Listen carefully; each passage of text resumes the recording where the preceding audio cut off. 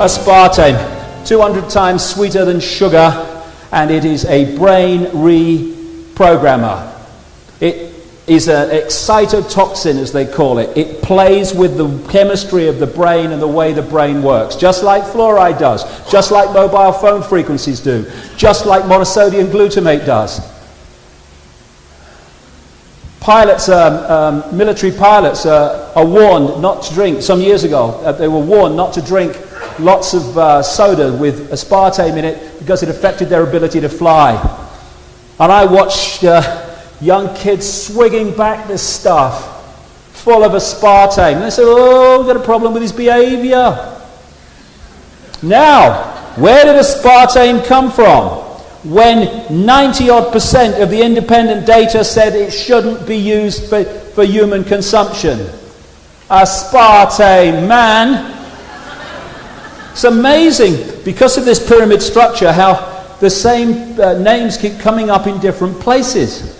Donald Rumsfeld now wants to go around bombing people at will, and he was hired by Searle Pharmaceuticals because of his connections into the Republican Party and the Reagan-Bush administration to get aspartame through the vetting authorities and into our drink and foodstuffs. Because of that and the changes that were made to the vetting authorities relating to the aspartame checks, he did that.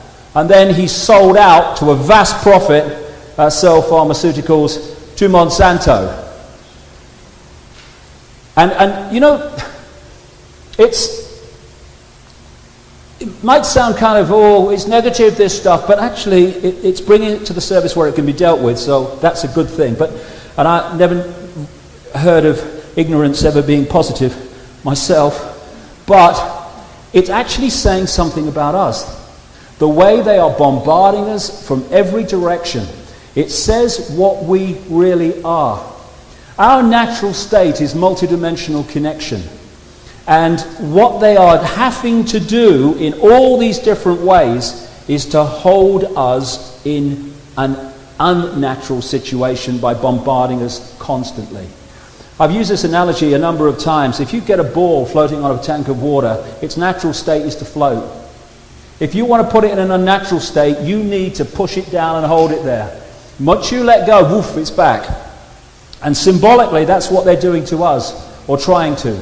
They're trying to hold us in a natural state at the bottom of the tank in all these different ways.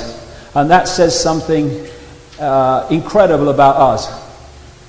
That when we remove this stuff, boom, we're in our natural state. We don't have to find home, we are home. This stuff is designed to make us forget who we really are, especially at this time. So, this is, as I say, the structure going through history, which is certainly the situation today, where everything comes to one point. Now, there are two major mass mind and emotional manipulation techniques that are desperately effective, so simple, and they're being played on us all the time. And once we realize, and I know this from my own experience, once we realize these two techniques, then the veil lifts on a massive scale. If these techniques were known by the mass of the public, then selling 9/11 and the London bombings and stuff would be so much more difficult. One comes out of this Freemasonic motto, Ordo ab Chaos, order out of chaos. It used to be called the Hegelian dialectic. I changed it some years ago to problem, reaction, solution. Problem, reaction, solution is the greatest weapon that this network has in pushing forward its agenda. Very simple. Everyone in this room, I'm sure, will know it, but for those who don't, who will listen to this, this is how it works. You want to change society in a way that you know if you do it openly, you're going to get a massive reaction against. You want more and more surveillance, more and more control. You want a war on terrorism. You want microchip people, identity cards, and all this stuff. And so you don't announce it openly. You don't say we've had a meeting and this is what we're going to do. You play problem, reaction, solution. First stage, you create the problem covertly. Could be a terrorist bomb, it could be a 9/11, a run on a currency, a government collapse, stock market collapse, whatever. You then tell the public what you want the public to believe about that problem. Now this is a piece of cake because of the media we have. If we had a media that was any way connected to the word journalism, problem, reaction, solution couldn't work. Because the official story would be given out, real journalists would investigate and check it, and they would communicate their findings, it's a load of crap, to the people who would react in a different way. What are you lying to us for? And so the stage 3, the solution to the problems you have covertly created, changes in society that advance your agenda, would not be possible.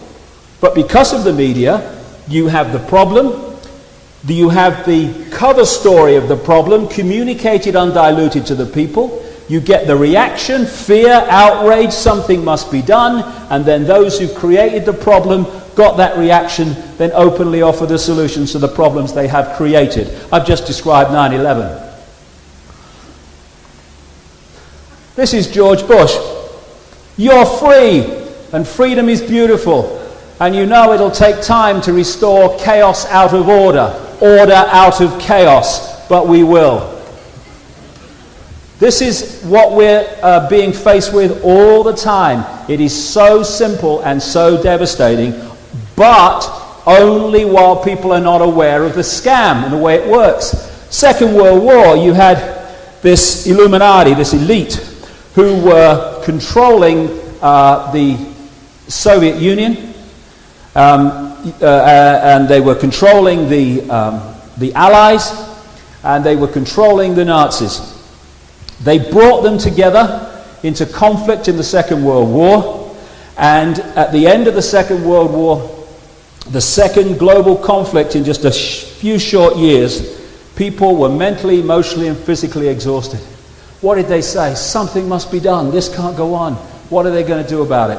And what was the solution? An explosion of global centralized institutions, financial, political, etc., that centralized power in the world on a colossal scale.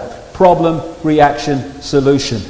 And this is happening all the time, where two sides playing out in the public arena are ultimately controlled by the same force, and even to quite a high level in the two sides, they don't even realize that. 9/11. Problem, reaction, solution. No need for prophecy. What they've done is told us what they were going to do before they did it. Be fair. They used two techniques, problem, reaction, solution, and they used the other one, which I call the totalitarian tiptoe. You're here, you know you're going there, but you know if you go in one leap, even those watching Wheel of Fortune might go, honey, what's going on? There's a big change going on. Who won that, honey? So what you do is do little steps, or as big a steps as you can get away with. And every step leads you along to where you know you're going, but every one is projected to the public as unconnected to all the others. And eventually you get down there and you look back and you think, crikey, how far have we come? What's going on? Exactly what happened with the European Union. It's just a free trade area, nothing to worry about, very good for jobs. That's what they're saying about, CAFTA and all that stuff now. And then they say, oh, well, it would be much better and more effective and efficient if we just had a bit more centralization here and a bit more centralization there.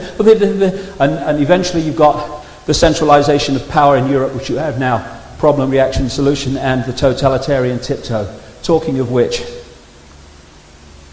in September 2000, an organization called the Project for the New American Century, set up in the 90s by the people that have controlled the Bush administration since it came to power, produced a document called Rebuilding America's Defenses. Forget America, America's the vehicle. It's an Illuminati. Rebuilding America's Defenses, Strategies, Forces, and Resources for a New Century. September 2000, just before Bush won the first election. The people that set up this organization were people like Dick Cheney, who became vice president. Donald Rumsfeld, who became Defense Secretary. Paul Wolfowitz, who became Deputy Defense Secretary, and now, of course, he's head of the World Bank. Please have mercy on the developing countries now. Also involved in creating it, Michael Ledeen, infamous of the connections into the far right in Italy, and well, he's so far right he meets himself coming back, this guy. Richard Pearl, one of the key neocons, as they call them, neoconservatives, just a name for an Illuminati grouping. Richard Pearl, one of the architects of the invasion of Iraq. Woolsey, the former head of the CIA. Douglas Feith, major player in the Defense Department in the run-up to the invasion of Iraq and stuff, and all the other stuff with Afghanistan after 9/11. Jeb Bush, brother of Georgie Boy, and William Crystal, who you'll see on Fix News all the time, putting the neocon, we must bomb everyone and all that stuff point of view, and he runs a newspaper, a Murdoch newspaper, which is a propaganda sheet for all this. Another guy involved is Frank Carlucci, thrown out of at least 2 African countries for involvement in assassinating their leaders. Another big player at one time in the CIA and also the Defense Department, very close to the Bush family, etc. Head of the Carlyle Group, which I'll come to at the time of 9/11. Another one of these neocons involved in this network and stuff, John Negroponte. Whoa, what a background this guy's got. United Nations ambassador at the time of 9/11, key position to push the invasion of Afghanistan and so on. Then he became head of American operations in Iraq, and now he is head of all intelligence operations in America.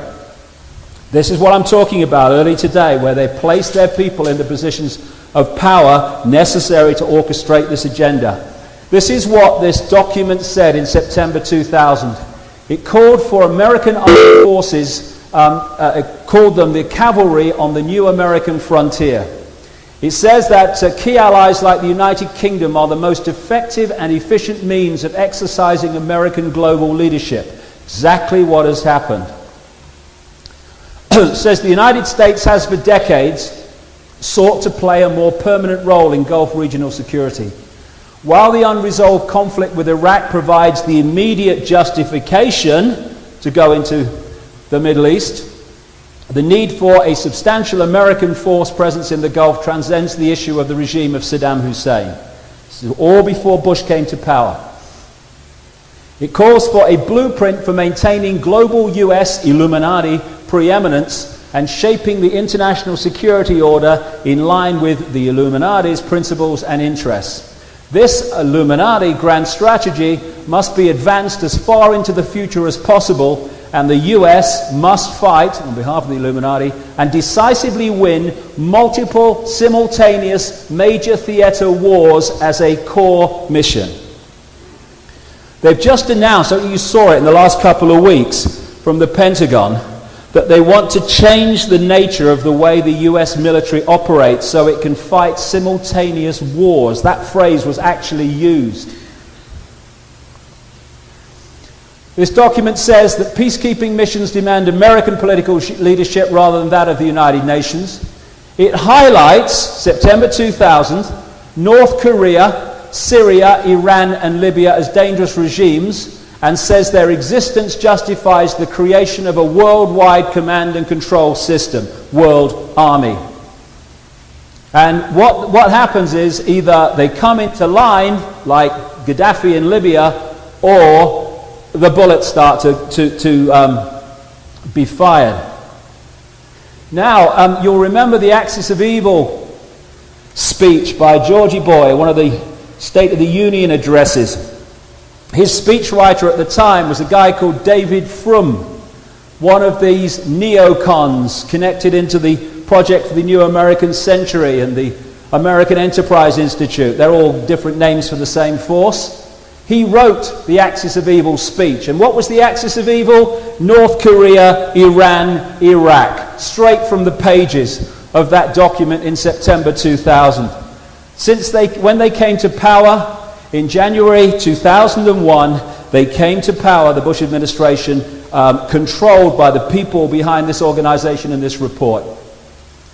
This is in September 2000 again. It spotlights China for regime change, saying it's time for a presence of American forces in Southeast Asia. This could lead to American and Allied power providing the spur to the process of democratization in China. It's what I've been talking about. And years before, I'd said that. The plan is to engineer events, etc., etc., using the Muslim world and China. This document calls for the creation of US space forces to dominate space and total control of cyberspace to prevent their enemies, i.e. those exposing them, using the internet. The internet was a twin-edged sword for these guys. First of all, it made it real easy to track people through email and their movements around the internet and get a profile of them, but it also allowed information to circulate that they didn't want. Now they are trying to pull back on the bit they don't like, and they're going to do more and more of that using the war on terror and stopping terrorism as an excuse. And wait for this. People say the Nazis disappeared in 1945. They just changed the jackboots for business suits. This document talks of developing biological weapons that can target specific genotypes. This may transform biological warfare from the realm of terror to a politically useful tool. These are the people running America, and these are the people, in terms of mentality, that are running United Kingdom and other places too. Now, this document said this. This process of transformation will be necessarily slow, it said, long, absent some catastrophic and catalyzing event like a new Pearl Harbor. 1 year after this was produced, 9 months after they came to power with Bush, we had what Bush called publicly our Pearl Harbor. Coincidence? Are you kidding? I go into the 9/11 thing in detail in this book, but I'm going to go through it here and connect it into all the things that may not seem to be connected but are right up to the present day. That was the real reason for orchestrating 9/11, to create a massive problem, glean a massive reaction, and therefore offer the solution of massive change. Again, the secret agenda is global centralization of power. The movie is we must stop terrorism. Well, stop doing it then. Dick Cheney called it a long, dirty war. A war that will not end in our lifetimes. That's the idea. How can you ever say you've won a war on terrorism? You can't, so you have to keep fighting it. That's the idea. That's why they've not gone for a conventional Second World War type situation. They've gone for the war on terror. The idea,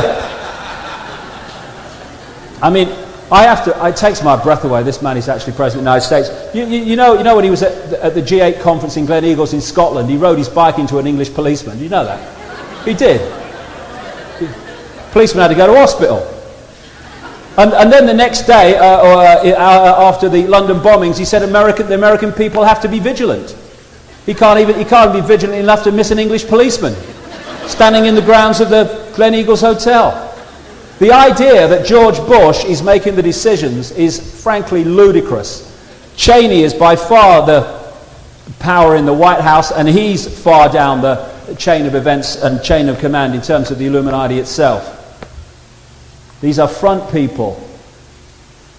Another man feeding control into the boy wonder is his father, President of the United States. This man has some history.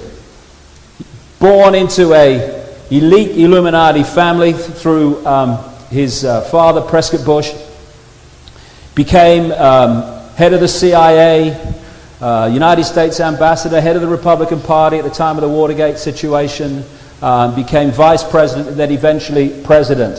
He actually had 3 terms as president. 2 were officially given to Reagan, who was the front man while Bush was controlling the situation. We then went to Clinton, who is very subordinate to him in the hierarchy, and then we go to his son. This man has had a massive influence on what has unfolded in this country for such a long time. That's a bit like the situation we're facing. And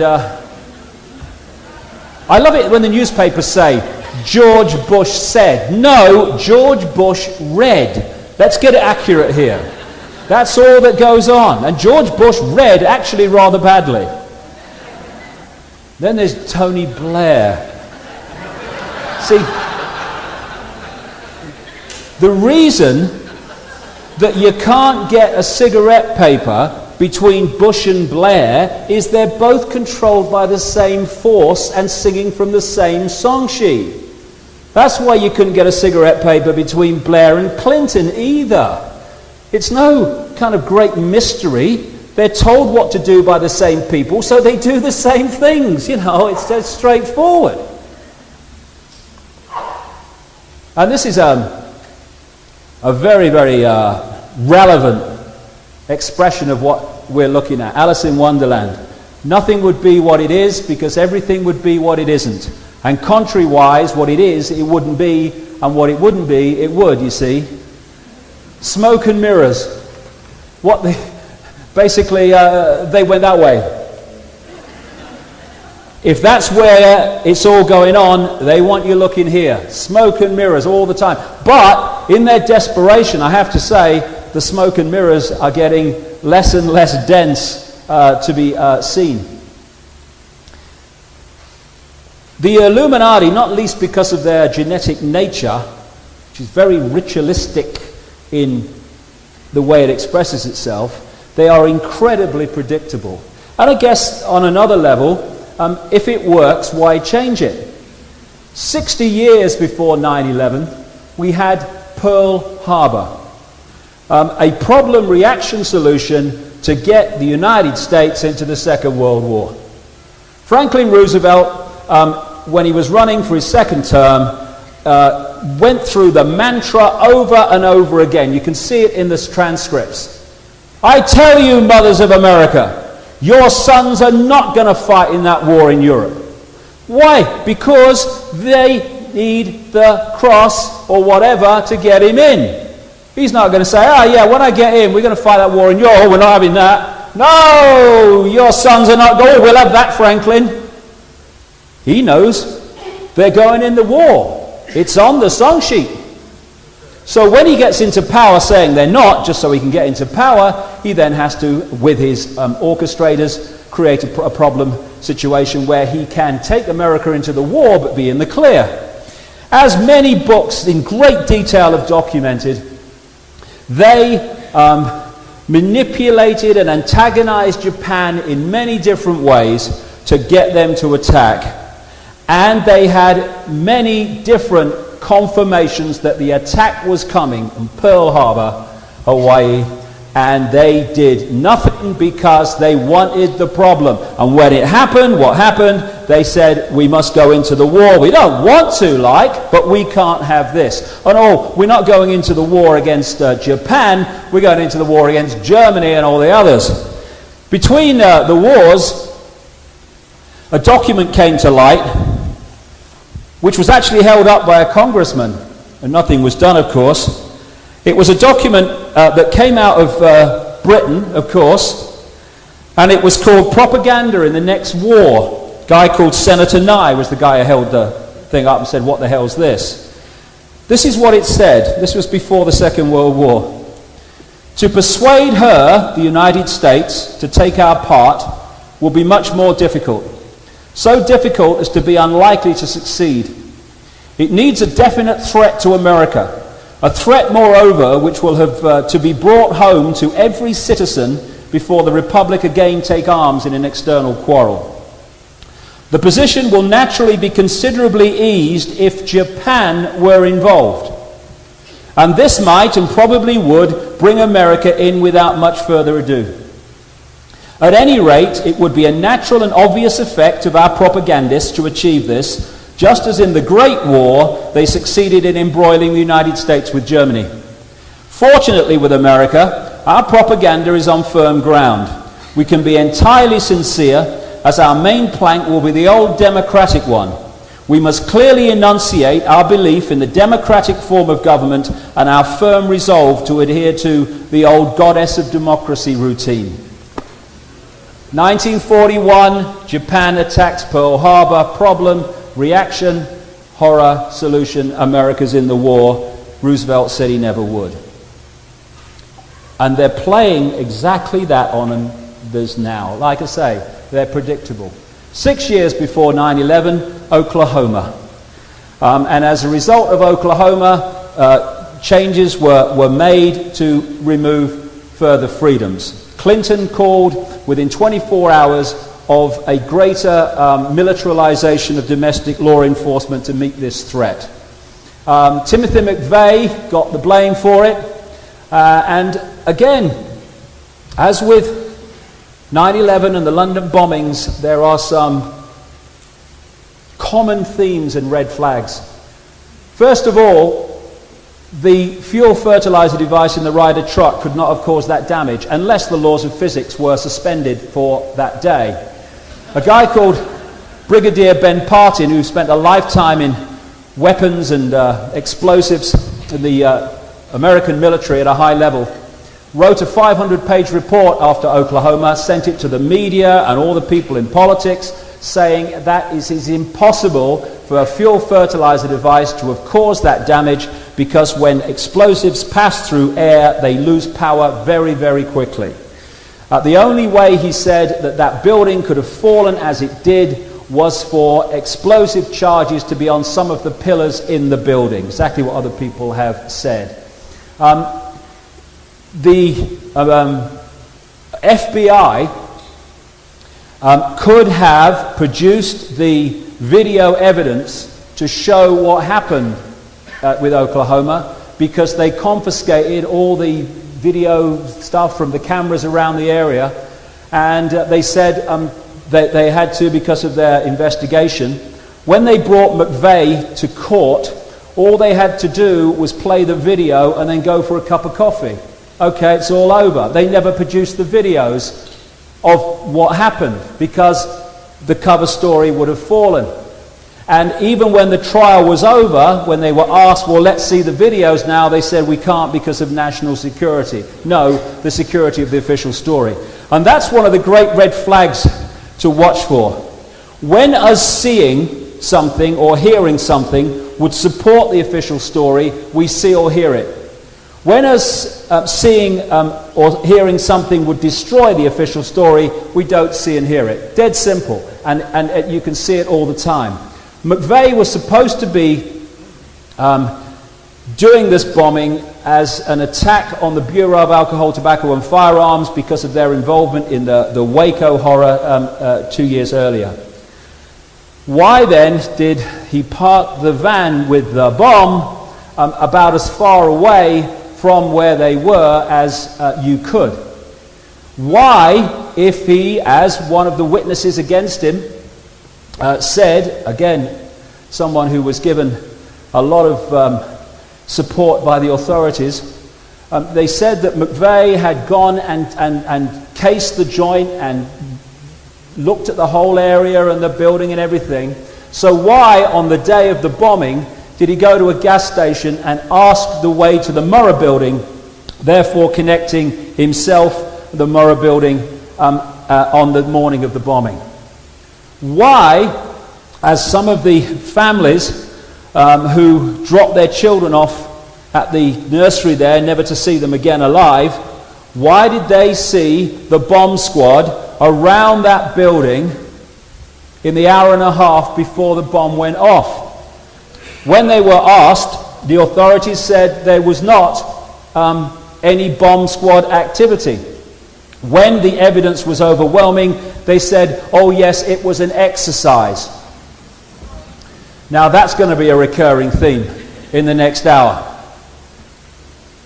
So what we're looking at with Oklahoma was one of the totalitarian tiptoe steps to the totalitarian American society, which 9/11 was designed to advance and did massively.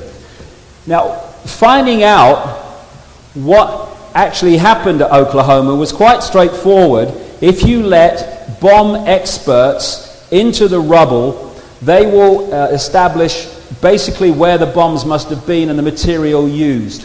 Instead of that, the government hired a company called Controlled Demolition to remove the rubble, where it was kept under guard by a company called Wackenhut, that is a CIA, FBI front, and is very, very, very close to the Bush family. If seeing or hearing it would destroy the official story, or investigating it, you don't do it. The Bush family weave through this all the time, going way back. The guy in the center there is Prescott Bush, the present president's grandfather. He was involved in companies closed down during the Second World War for participating with the enemy. They were Nazi companies. He was involved with the Harriman organization, and he was very much involved in a company called the UBC, the Union Banking Corporation. And this was an interface between the Harriman operation and a guy called Fritz Thyssen and his steel and banking empire in Europe. And Fritz Thyssen was acknowledged as a major funder of Adolf Hitler and the Nazis. And what the Union Banking Corporation were doing was funneling money out of America from these major Illuminati families through the UBC into Fritz Tyssen's operation and into the Nazis. And this is one of the reasons why the Germany economy went from fantastic thousands of % inflation to a major war machine in a dramatically short time. They were funded externally. We went from Prescott Bush through Father Bush down to the present Bush, a dynasty, a royal dynasty. At the time of 9/11, one of the key organizations still, but very much then, was the Carlyle Group. This is a group that specializes in buying up companies, defense companies, weapon-making companies, that depend on government contracts but aren't doing very well because they're not getting too many government contracts. They buy the company up and stands back in amazement. They suddenly get massive government contracts. The chairman at the time was Frank Carlucci. Told you about him. A major player in the Carlyle Group was Father George Bush, and so is James Baker, Secretary of State to Father Bush at the time of the Gulf War in 1991. These people were massively influential in the network that orchestrated the whole period that we're involved in now. Colin Powell, the first Secretary of State under Bush, actually called in his book Frank Carlucci my mentor. I wonder if Frank Carlucci and the Carlyle Group had any influence in the State Department when Powell was there.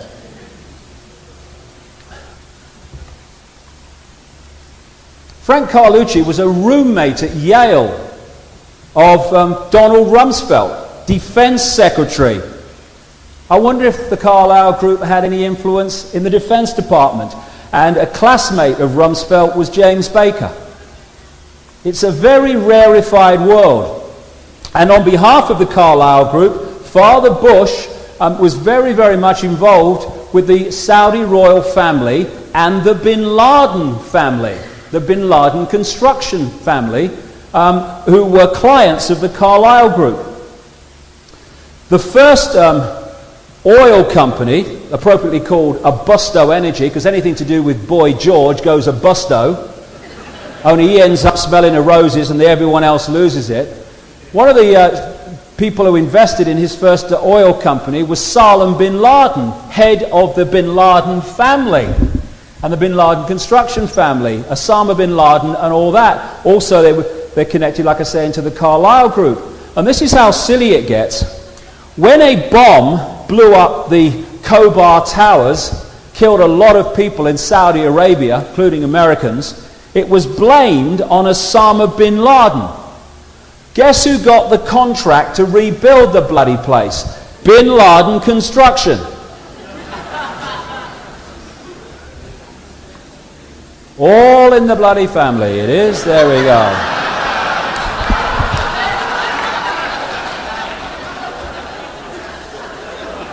Movie agenda. After 9/11, we must get Bin Laden. Oh, really? A Newsnight program in Britain, BBC program, and a very good reporter, he's an American called Greg Palast. He investigated the background to this, and he came up with this FBI document, case ID and all that, and it was code, FBI code, for a case involving national security. And the Washington field office of the FBI, special agents, produced this document. It was an investigation into Abdullah bin Laden, brother of Osama bin Laden, and treasurer of an organization called WAMI, that is a suspected terrorist organization, according to the bloody many organizations, including the State Department.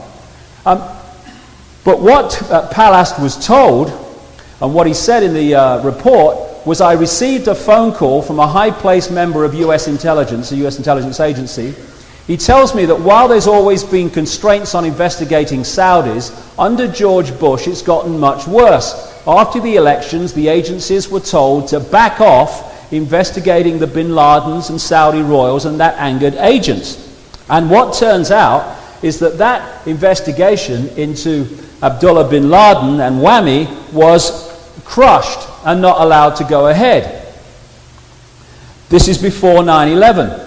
Also in this report, at the interviews on camera, a guy called Michael Springman, who was US consulate in Jeddah, Saudi Arabia, center headquarters of the bin Laden construction empire, and this was when Father George was president. And this is what Springman said: in Saudi Arabia, I was repeatedly ordered by a high-level State Department officials to issue visas to unqualified applicants. These were essentially people who had no ties either to Saudi Arabia or to their own country. I complained bitterly at the time there. I returned to the US. I complained to the State Department here, to the General Accounting Office, to the Bureau of Diplomatic Security, and to the Inspector General's office. I was met with silence. What I was protesting was, in reality, an effort to bring recruits rounded up by Osama bin Laden to the US for terrorist training by the CIA. They would then be returned to Afghanistan to fight the then Soviets. This is how the Al-Qaeda operation was manifested through the CIA and the Saudis and the Pakistan intelligence and various people. The Foreign Secretary, or former Foreign Secretary in Britain, a guy called Robin Cook, who resigned over the invasion of Iraq, actually wrote an article recently in a newspaper after the London bombings, and said that the name Al-Qaeda actually means database, and it comes from the fact that the CIA had a database of so-called mujahideen, people who were fighting with Osama bin Laden in Afghanistan, and that's where Al-Qaeda actually came from, a bloody database at the CIA. The immediate aftermath of 9/11 had people who were Muslims or even looked like them being rounded up all over America, and even their lawyers not knowing where they were taken, people kept in captivity for long periods without charge or trial. At the same time this was going on, a private chartered plane was allowed to leave Boston Logan Airport, ironically, with the members of the bin Laden family on, getting them out of the country. Also connecting into the Carlyle Group was the Bank of Crooks and Criminals International, the BCCI, which was a operation which was funding these terrorist groups on behalf of the Illuminati and also washing drug money and stuff.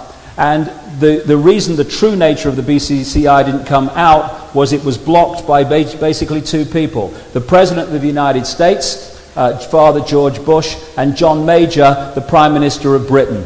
Both are now major players in the Carlyle Group. Just a coincidence, nothing to worry about.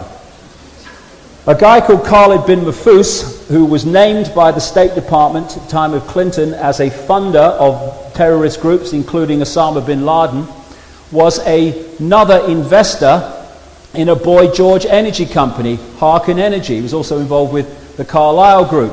So wherever you look, the people who are supposed to be doing the damage are connected to those who are supposed to be stopping them doing the damage. Khalid bin Mahfouz and a guy called Mohammed Alamoudi were said by the State Department to be funneling money to the Capital Trust Bank, through there to Islamic charities and Osama bin Laden, and they were doing business deals with the Bush family. Another guy involved in the war on terrorism was this guy, John Negroponte, and still is, of course. He's now head of US intelligence. He was UN ambassador at the time of 9/11, like I said earlier, a key position for pushing this invasion of Afghanistan and other things. This is what John Pilger, a journalist worth the name, wrote about him some years ago. How appropriate that John Negroponte is Bush's ambassador to the United Nations. This week he delivered America's threat to the world that it may require to attack more and more countries. As US ambassador to Honduras in the early 1980s, Negroponte oversaw American funding of the regime's death squads, known as Battalion 316, that wiped out the democratic opposition, while the CIA ran its Contra war of terror against neighboring Nicaragua. Murdering teachers and slitting the throats of midwives were a speciality. This is the man who is now running American intelligence and trying to stop terrorism. And of course he was head of operations in Iraq as well. So in the run-up to 9/11, all the people who were blamed for it and the forces blamed for it were interconnecting with the Bush family on a business and other levels, because agenda and movie. 9/11, problem, reaction, solution. This guy, a major placeman for the Illuminati, Tony Blair, that's why he keeps winning elections. He said this after 9/11. This is a moment to seize. The kaleidoscope has been shaken, the pieces are in flux, soon they will settle again. Before they do, let us reorder this world around us. Problem, reaction, solution, exactly what 9/11 was about. The problem: 4 planes basically simultaneously hijacked in American airspace. And in that period of 2 hours or so while it was going on, the apparently most powerful military force in the world did absolutely nothing that made any difference whatsoever to the outcome. Why? This guy, Leroy Fletcher Prouty, who was involved in special operations during the Kennedy administration, said this about assassinations, but it totally applies to what we're talking about. No one has to direct an assassination, it happens. The active role is played secretly by permitting it to happen. This is the greatest single clue. Who has the power to call off or reduce the usual security precautions? That applied to the assassination of Kennedy, applied to the assassination of Bobby Kennedy, the assassination of Martin Luther King, and clearly the assassination of Princess Diana, when the security was down to virtually nothing at the time she died. That's what happens all the time. Again, for such a simple reason. If the real level of security is there, what they want to happen won't happen. So remove the security and let it happen. 9/11, a classic example. Where the hell were NORAD? NORAD, the North American Aerospace Defense Command, has the role of defending American airspace from attack. Not only American, but Canadian as well. This is what it says on its own website. They are partners in protecting our homelands, deter, detect, and defend against air and space threats to North America. Now I just wonder, I feel it in my water myself, I just wonder if 4 airliners basically simultaneously attacked over American airspace might just constitute an attack on North American airspace. I just wonder. And NORAD are there to react to this. In the whole period that it happened, there was no reaction that made any difference whatsoever. NORAD's operational headquarters is at Cheyenne Mountain, in 2,000 feet into this granite mountain. And inside, they have the state-of-the-art tracking and communication technology. They are part of the process of guiding the space shuttle. They have direct connections, communications into the Pentagon. They are connected into the satellite system. They're watching about 8,000 pieces of debris floating around in space. They also pride themselves, indeed boast, that one of the great ways that they make the American military effective is they are able to guide them from a distance logistically because of all the communications and tracking equipment they've got. If a missile goes off somewhere in the world, they know about it. When they were asked, why did you not react earlier to these hijacked aircraft, their reply was basically, no one told us.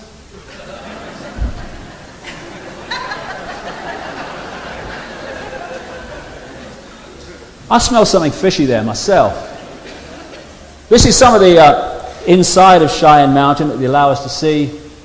Incredible operation, and they can, someone has a gin and tonic on an aircraft, they basically know about it, And this is some of the scale of tracking equipment that is available. This was in Airman magazine, talking about the capabilities of the Global Hawk unmanned surveillance plane, of which more shortly. This is what it said. On an early test, for example, Global Hawk flew 6,000 feet over the Naval Weapons Center at China Lake, California.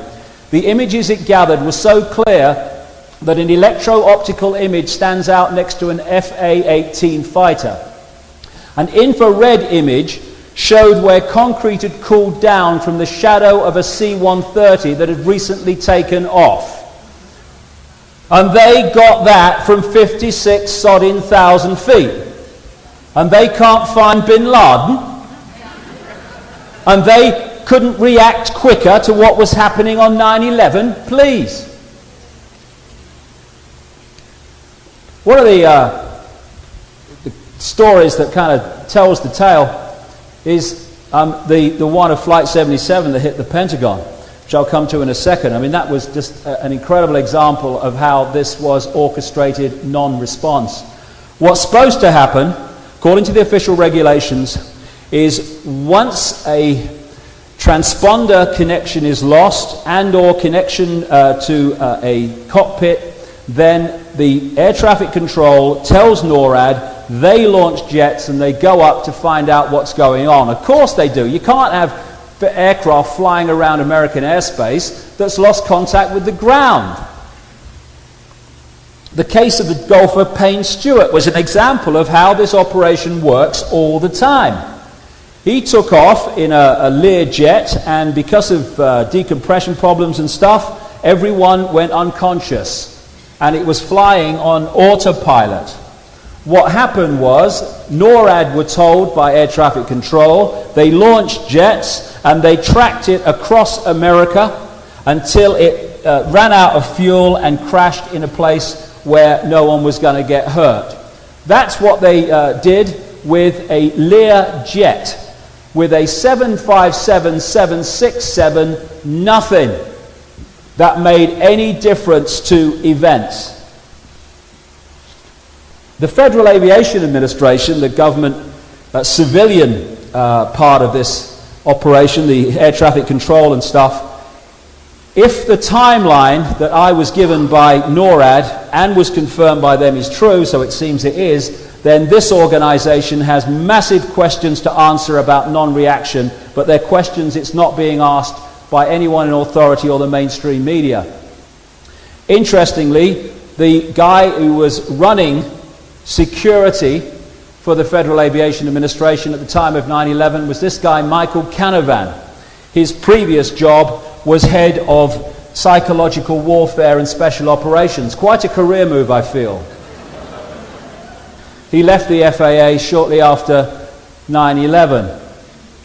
Now, like I say, this one is the Flight 77 is an example that kind of encapsulates the whole thing. You are, according to Mueller, the FBI chief at the time, you are highly professional hijackers who have been orchestrating this for years, he said. You know, because you only have to go on the internet to find out, what the reaction operation is, the system, to hijackings. That is, the authorities launch jets to go up and see what's going on. So, you take off from Washington Dulles Airport, and your target, we are told, is the Pentagon just down the road. So these highly professional, years in the making terrorists and hijackers have a wonderful plan to confuse people. What they do is fly a bloody plane 45 minutes into the Midwest. They then hijack it and fly it 45 minutes back to hit a building down the road from where they took off. Yes, that makes sense. It is insane. It is ludicrous. It is the official story. Those two statements are interchangeable, by the way. And it hit, or so we're told, Flight 77 hit the Pentagon without any response from the most powerful military operation in the world when it's flown 45 minutes back from the Midwest to hit the headquarters of the American military. Are you kidding? What they did was launch jets to react to Flight 77 coming in from the Midwest from Langley Air Force Base, 130 miles away. And they all just didn't get there in time. Little question. Why didn't they launch them from the Andrews Air Force Base 10 miles down the road, where they protect the Washington airspace from? I rang NORAD, and I said to them, who defends this airspace across Washington that no one is allowed into? You know, around the center of Washington and stuff. And who defends this airspace? They said, it's the civilian operation. Well, you mean the FAA? Yeah. So I go to the FAA and I said, how do you police this no-fly zone over Washington? They said, oh, we just do it as appropriate. Well, what the hell does that mean? What's the point in having a no-fly zone over Washington if you're policing the bugger from 130 miles away? Little bit of a waste of time, one thinks. Of course, where it's policed from is the Andrews Air Force Base. Why then did they not react from there on 9/11? Because it would not have had the effect if they had. The DC Air National Guard, the Capitol Guardians, brackets except on 9/11, say that they protect Washington from attack. So what they say on their website, the DC Air National Guard is located at Andrews Air Force Base. We're home to the 113th Wing, Fighter Squad and all that stuff. The DC Air National Guard stand ready to respond to the needs of the District of Columbia and the nation should the need arise. Except on 9/11. Why?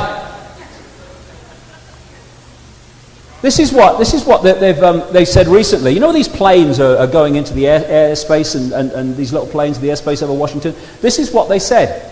It happens all the time. When a small private plane recently entered the 23-mile restricted ring around the U.S. Capitol, 2 F-16 interceptors were immediately launched from the Andrews Air Force Base, just 10 miles away. In a similar episode, a pair of F-16 Fighting Falcons on a 15-minute strip alert at Andrews Air Force Base was airborne from Andrews just 11 minutes after being notified by North American Air Defense Command of a Cessna straying towards the White House. Bloody 757 heading into Washington. Oh no, hey. Wheel of Fortune's on.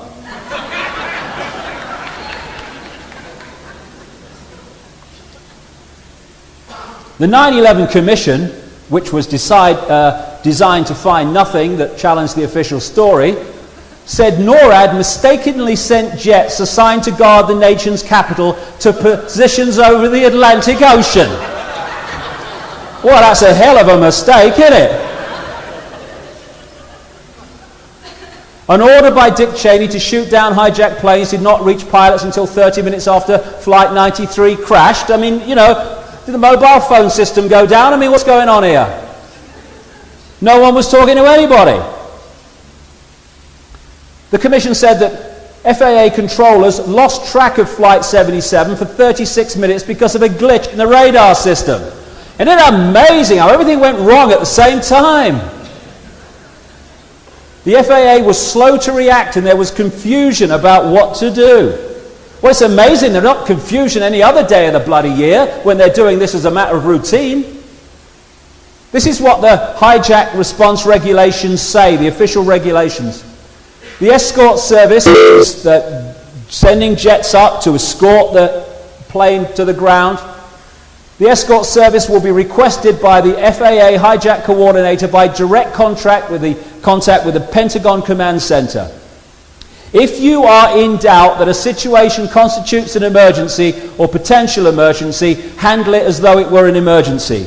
By the time this Flight 77 Pentagon plane was identified, 2 planes had hit the World Trade Center. Do you think that might just constitute an emergency? I mean, it's so bloody obvious what the game was, and it was so bloody obvious, therefore, the 9/11 Commission was about putting the lid on it. Now, I mean, it gets funnier. Not funnier in a funny way, but funnier in a, oh my God way. People think that the official story from the start was that they launched jets from Cape Cod to try to head off the planes going into the World Trade Center, and then from Langley to Flight 77. They think that was the official story from the start. Oh, no, no! On September the 13th, General Myers, the acting head, now real head of the Joint Chiefs of Staff, the highest uniformed position in the American military, he was asked on Capitol Hill when the order was made to launch jets in response to the hijackings of 9/11 2 days earlier. This is what he said. That order, to the best of my knowledge, is the head of the sodding military. Did he not ask? That order, to the best of my knowledge, was after the Pentagon, Amos in there, was struck. General Richard Myers. So what he was saying publicly was no jets were launched until the Pentagon was hit, when 3 planes had crashed into buildings. September the 14th, the day after that, CBS said that they'd learned, no, jets were launched from Cape Cod to meet the planes, or try to, that hit the World Trade Center. September the 15th, the Boston Globe went to NORAD and said, look, this is what CBS is saying, you launched from Cape Cod. No, said NORAD. We didn't scramble any jets until the Pentagon was hit. Then, miraculously, on September the 19th, over a week after the attacks, they issued a press release, NORAD, saying, actually, yes, we did launch from Cape Cod. And that is now the official story ever since. They made it up as they went along. And the reason they had to do that was not launching jets until after the Pentagon was hit was so ludicrous even for watchers of American and British television. Now here's another coincidence. We had the exercise going on around the time that the Oklahoma bombing happened. What has come out since 9/11 is that on all days of all days, a series of exercises were going on September the 11th, and some involved reacting to hijacked aircraft, airliners over American airspace, including one hitting a building. Just a coincidence, nothing to worry about. What they do is they put exercises on as a cover for what they're really doing. So if anyone gets caught, they were part of the exercise. And also people can be pulled into it thinking they are part of an exercise when really they're part of the real thing. It's very clear that when Kennedy was shot in Dealey Plaza, there were 2 CIA teams operating. One that was operating to kill him, and one that involved Lee Harvey Oswald was operating on what they thought was a fake assassination attempt to be blamed on Castro to justify an invasion of Cuba. This is why Lee Harvey Oswald realized immediately he was a patsy. He'd sussed what had gone on. And they had to kill him through Jack Ruby, another man connected into the gang, so that he wouldn't spill the beans. What was going on, as we'll come to, during the London bombings? There was an exercise at exactly the same places the bombs went off again. And this is what they do. And what happened in terms of the exercises on 9/11 is they scrambled and confused the reaction to the real hijackings, because people were saying, is this part of the exercise? Is this real? And the whole thing was scrambled. Exactly as planned. The top 3 people in the military are General Myers, head of the uniform level, the Defense Secretary Rumsfeld, and the Commander-in-Chief George Bush at the time of 9/11. So what were they doing while all this was going on? Well, George Bush was attending a school in Florida to talk about education. Kind of a contradiction in terms, but there we go. Now, just after, I was in a bar just after 9/11, which I tend to be, and I was watching CNN on the bar television, and they were live at a public meeting in Florida, which was George Bush's first town meeting after 9/11. And he was asked by a little boy called Jordan what he thought and what was going on with him at the time that the attacks were going on. Well, Jordan, he said, I knew immediately I had to act. Well, he never did that for a start. That's the last thing he bloody did. But then, wait for this. He said, I was at a school, he said, and they had a television. He said, and I saw this plane hit the World Trade Center. And he said, what he said, I've got the tape. He said, and I thought, what a terrible pilot. What he bloody said, right? Now, then he goes into the classroom, and then he's told about the second plane hitting the World Trade Center. Now, reel back, deep breath. The first plane hitting the World Trade Center was not seen live on television.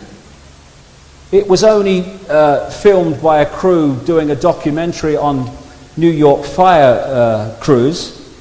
Later, it came to light. The live one was the second one, and when the second one hit, he is in the classroom. What is he talking about that he saw the first plane hit? Impossible. Next morning, I buy the papers because I'm waiting for people to say, what's he talking about? Nothing. So, let's just, and also it's very clear, as I document in Alice in Wonderland, that he knew about all this stuff going on. Of course he did. He was told that these hijackings were underway. Even if he wasn't aware and in on the whole thing, I would suggest otherwise, but he would have been told as a matter of course that, hey, we've got problems with these planes. So he's saying that the first thing he knew about it was when he saw a plane hit the World Trade Center he couldn't have seen, and then said, what a terrible pilot. So let's just take as far that he's the president and he now knows that an aircraft full of people has hit the World Trade Center. What does he do now? He goes into a classroom to hear a story and read a story about a pet goat. That's what his reaction is. This man was a hero after 9/11. There you go, Bush and the pet goat story. I like it. Good symbolism.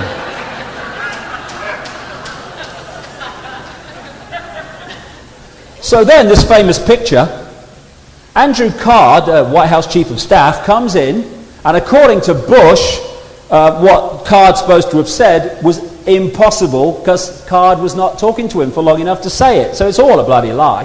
But anyway, what Card was supposed to have said was, Mr. President, America's under attack, another plane has hit the World Trade Center. What does Bush do now? The President of the United States Commander-in-Chief now knows that 2 airliners have hit the World Trade Center. What does he do? He sits there for another 20-odd minutes hearing a story about a pet goat.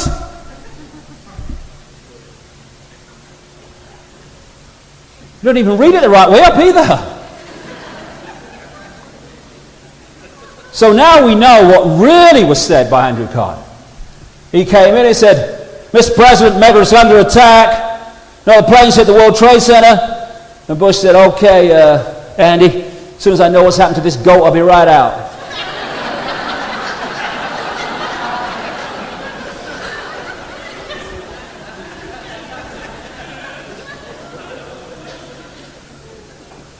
(9/11) Commission. Response to the hijackings was slowed by difficulty getting secure communications among the President in Florida and officials in Washington. Rubbish! There were no communications because they weren't meant to be. Then he does his speech saying next to nothing, and then he heads for the plane. Don't rush, George, no problem. There we go. Hey, what's on telly tonight, honey? Now, this is the other one. They said, if you remember, that there was a phone call, which they took seriously, that said Air Force One is next. And that was one of the explanations for why Bush didn't head straight back and get on with it in Washington. And then about 2 weeks later, they had to admit it was a bloody lie, and the call was never made and never received. But the other question is, if they said this call, Air Force One is next, why was the first thing they did was drive the president from the school to Air Force One and take him off in the bugger? I mean, work that one out. There's not one strand in this official story that fits with another. Where was Rumsfeld, the defense secretary? Well, we know where he says he was, because I have the tape of him on Larry King Live just after 9/11. He was asked, what was happening with you that day? He said, I was hosting at the Pentagon in my office, on the other side of the Pentagon from where it was hit, a congressional meeting of people on the threat of terrorism. Oh, good diary decision, rummy boy. He said, and what happened, he said, was during this meeting, someone came in and handed me a note saying the World Trade Center had been hit. Now, these are his words. He said, I went to get a CIA briefing, and about 15 minutes later, I felt this jarring thing, which was the Pentagon being hit. Okay, we have a timeline. Thank you very much. The Pentagon was hit about 20 to 10. Go back 15 minutes when he received the note, in his own words, saying the World Trade Center has been hit, and you are at 9:25. He is saying, in his office, down the corridor from the command center that is designated to respond to hijackings, that he was only told at 9:25 about the first plane hitting at 9:15, and they didn't mention in the note the little fact that another bugger had hit about 9:03. This is his explanation. It's bloody nonsense. This is the official way that they're supposed to react to these things. These are from the official regulations. The command center in the Pentagon will, with the exception of immediate responses, forward requests for the Department of Defense assistance to the Secretary of State for approval. And the regulations also go on to say that the Secretary of State has to be told immediately. Rumsfeld, who is orchestrating the war on terrorism, has lied through his teeth about 9/11 and where he was and what was the involvement of him was in it. Why?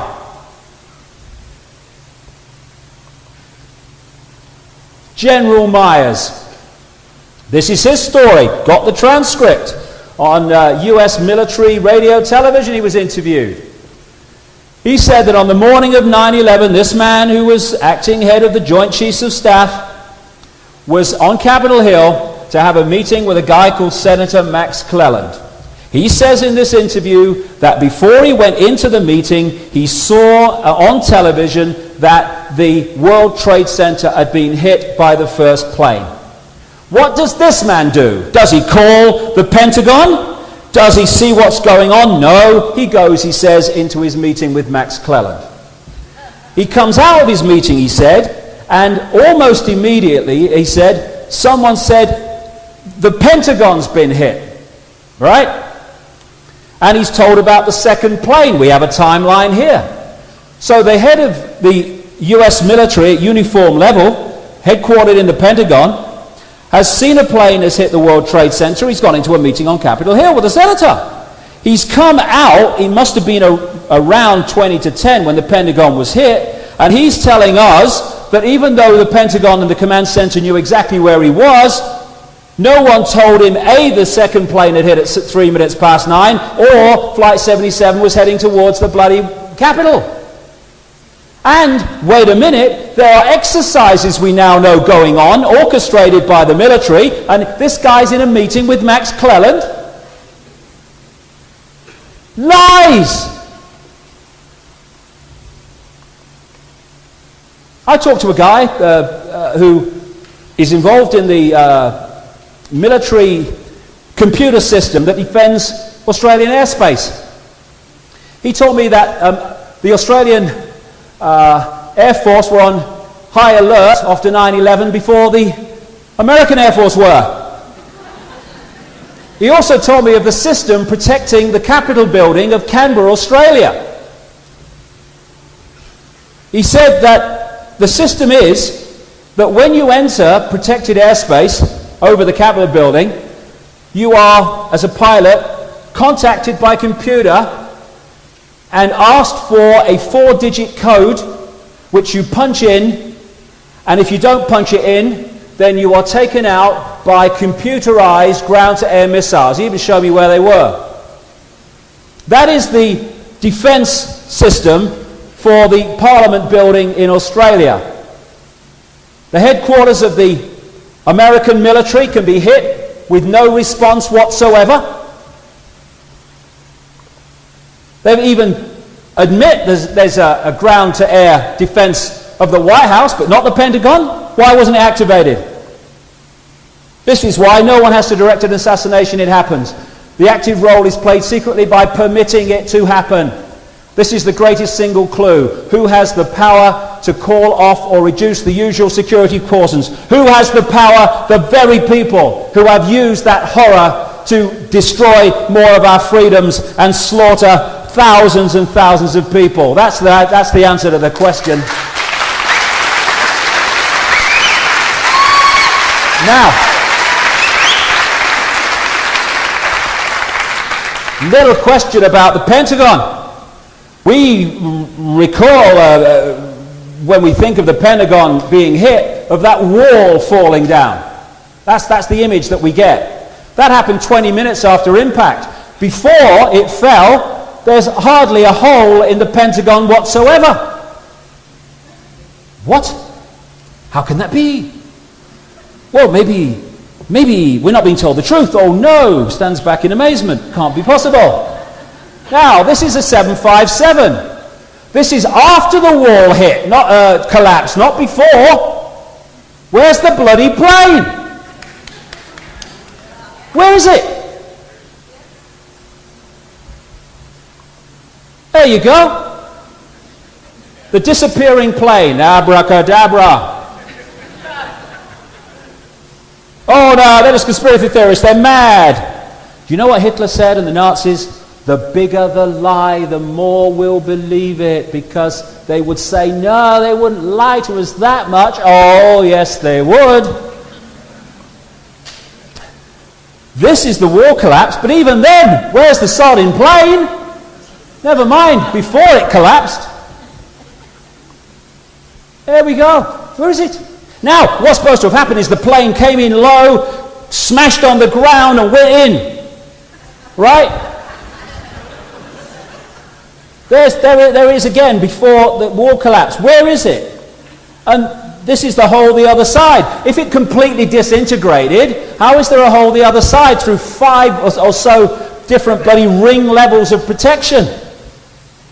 Because something hit the Pentagon, but my goodness me, was it a plane? Now, this is the only bit of wreckage. Only bit of wreckage. I can see them now.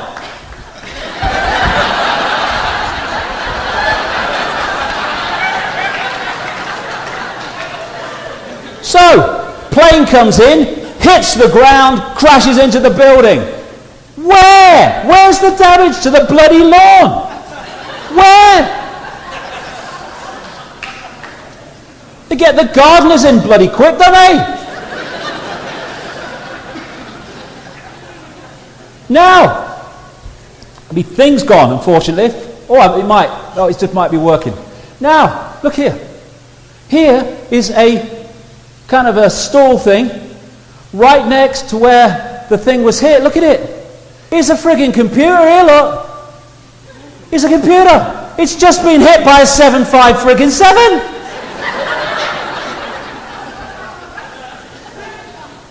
How?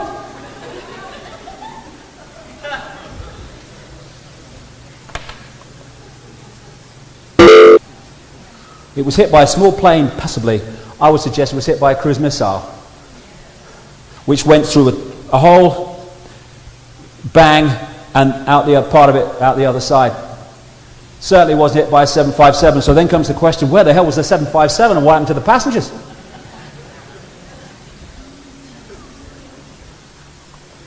How did they do it? Well, this is how they didn't do it. On the left are planes that the alleged hijackers trained in very badly. On the right, the kind of planes that hit the buildings. Anyone notice a difference anywhere? I feel there is somewhere in my water. This is the description of the Pentagon being hit. Oh, yeah, okay. The hijacker pilots were then forced to execute a difficult high-speed descending turn. Radar shows that Flight 77 did a downward spiral, turning almost a complete circle, just like a cruise missile can. Turning almost a complete circle and dropping the last 7,000 feet in 2.5 minutes. The steep turn was so smooth, the sources say it's clear there was no fight for control going on. Well, you just press a button with a cruise missile, there's no need to fight anybody, is there? And the complex maneuver suggests the hijackers had better flying skills than many investigators first believed. I'm not making fun of a terribly tragic event. I'm just pointing out the unbelievably ludicrous nature of this official story and this stupid media that's bought it.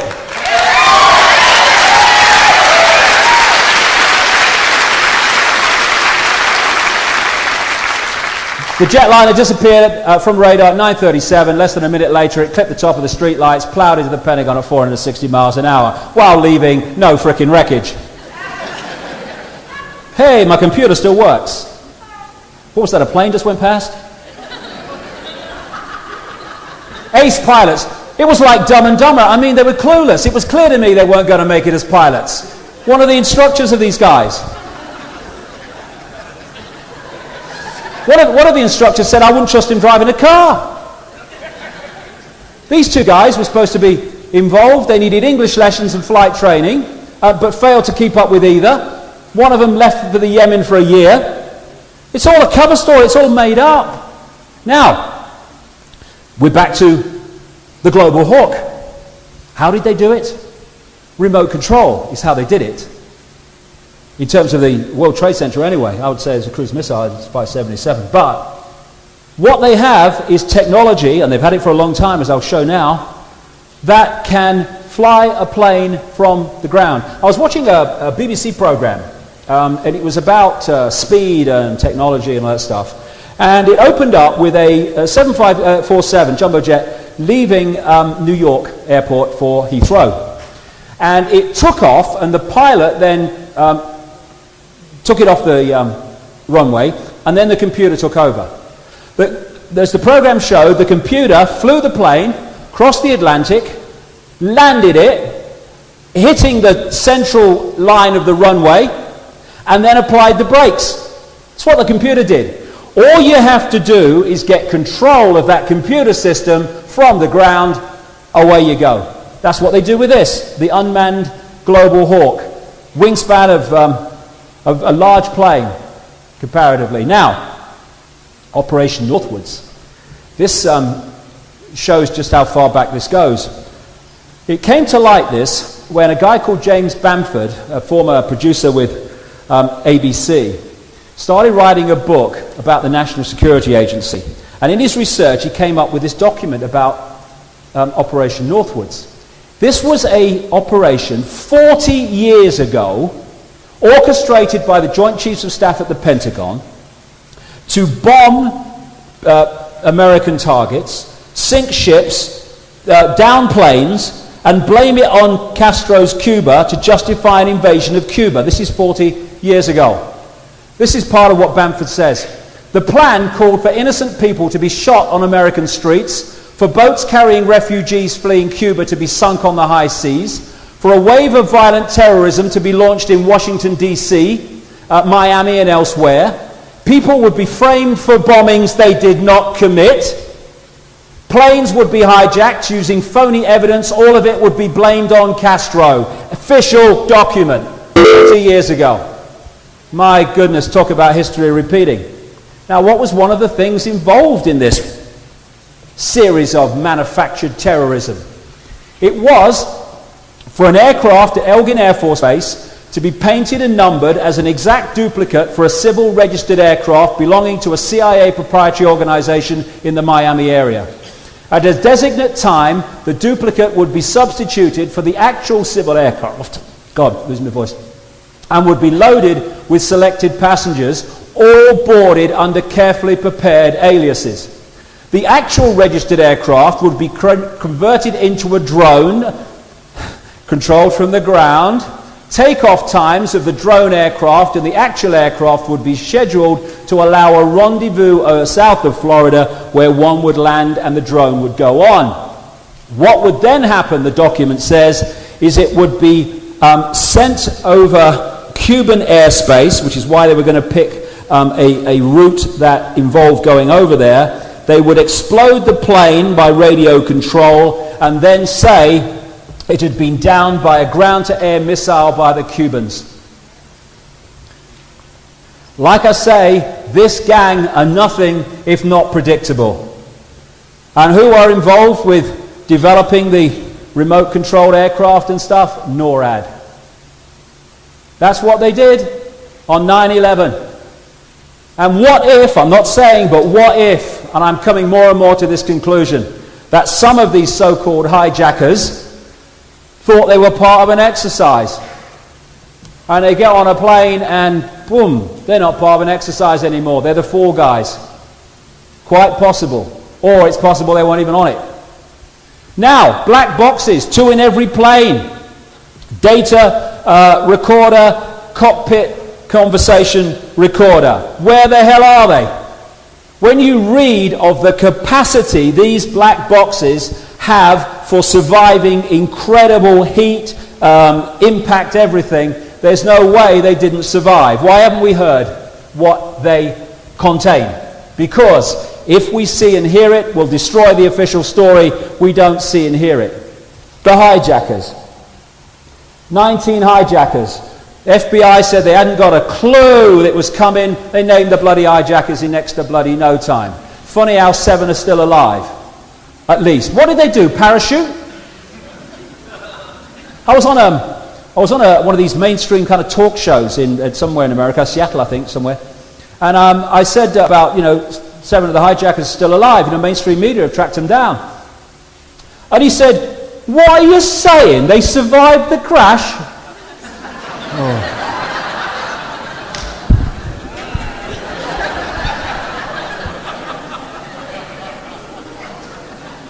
I thought, you're a mainstream talk show host, aren't you? I feel it. No, they weren't on the bloody plane, mate.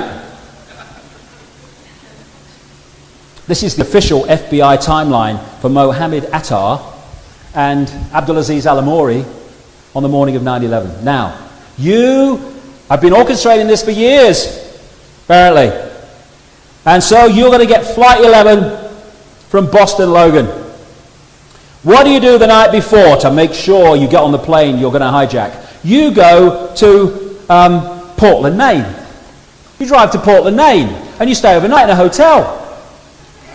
And then you come back on a commuter flight, which if you miss it, you don't get on Flight 11. And even then, the timings of landing and takeoff, any little delay, you're not going to get on it. That's what you do. Now, this is the official timeline that morning. FBI say that Al-Amouri and Attar, the ringleader, checked out of their hotel on the morning of September the 11th at 5:33 to catch a plane, the only plane they can get to hit the hijacked plane, at 6 o'clock, 27 minutes before takeoff. In that time, they have to drive their hire car to the airport, park it, they have to get to departure, check-in, they have to go through security and get on the plane. Well, the alarm clock not go off, what happened, do you know?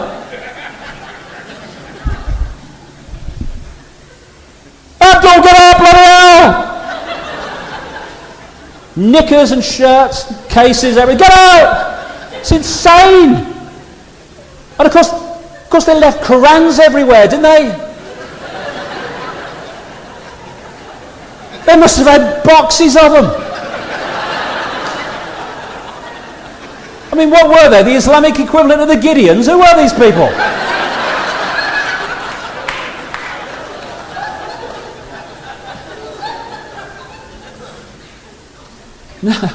Unbelievable. Then there's the passport. The hijacker's passport, found near Ground Zero. I sat in my front room and I watched a BBC newsreader tell me that the FBI had announced that they found a hijacker's passport near Ground Zero, and she never laughed. Paper passport, massive fireball. I'm not a physics major, but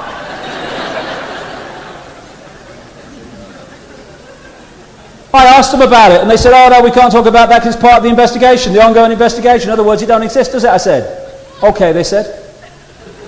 A year after that, an ITV crew documentary on 9/11 asked the FBI about the hijacker's passport, and this is their quote. They said the hijacker's passport is a rumor that might be true. There's a quote. They called a news conference after 9/11 to say they found it. Well, if they said they found it, they must have seen it. Now it's a rumor that might be true. Now what is this? What is this? This is the knowledge that people do not retain detail. They forget what's been said here. And what they're trying to say, they know that people get their sense of perception from a sort of vague image. So immediately after 9/11, they're trying to sell the Islamic hijacker story. So the passport, oh see, it is the Islams that found the passport. Then they forget about it. Because what that lie has been designed to do has had its effect. Don't talk about it anymore. What about that passport? Oh, no, rumor, might be true.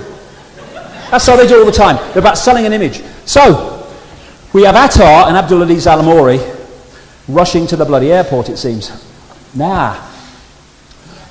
People say, no, they were definitely on the plane because there was that security footage. No, that was not at Boston Logan, this picture.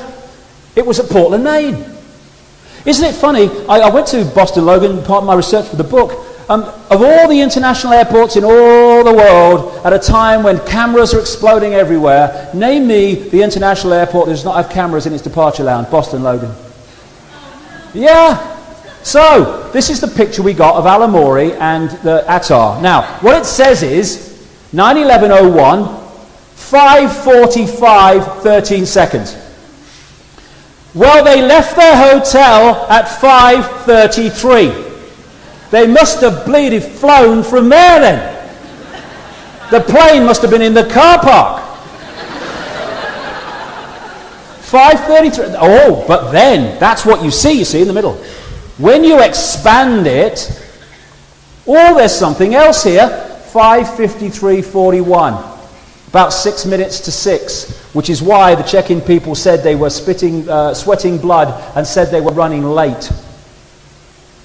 I called the head of security at Portland, Maine, and said, why do you have 2 time codes on that video?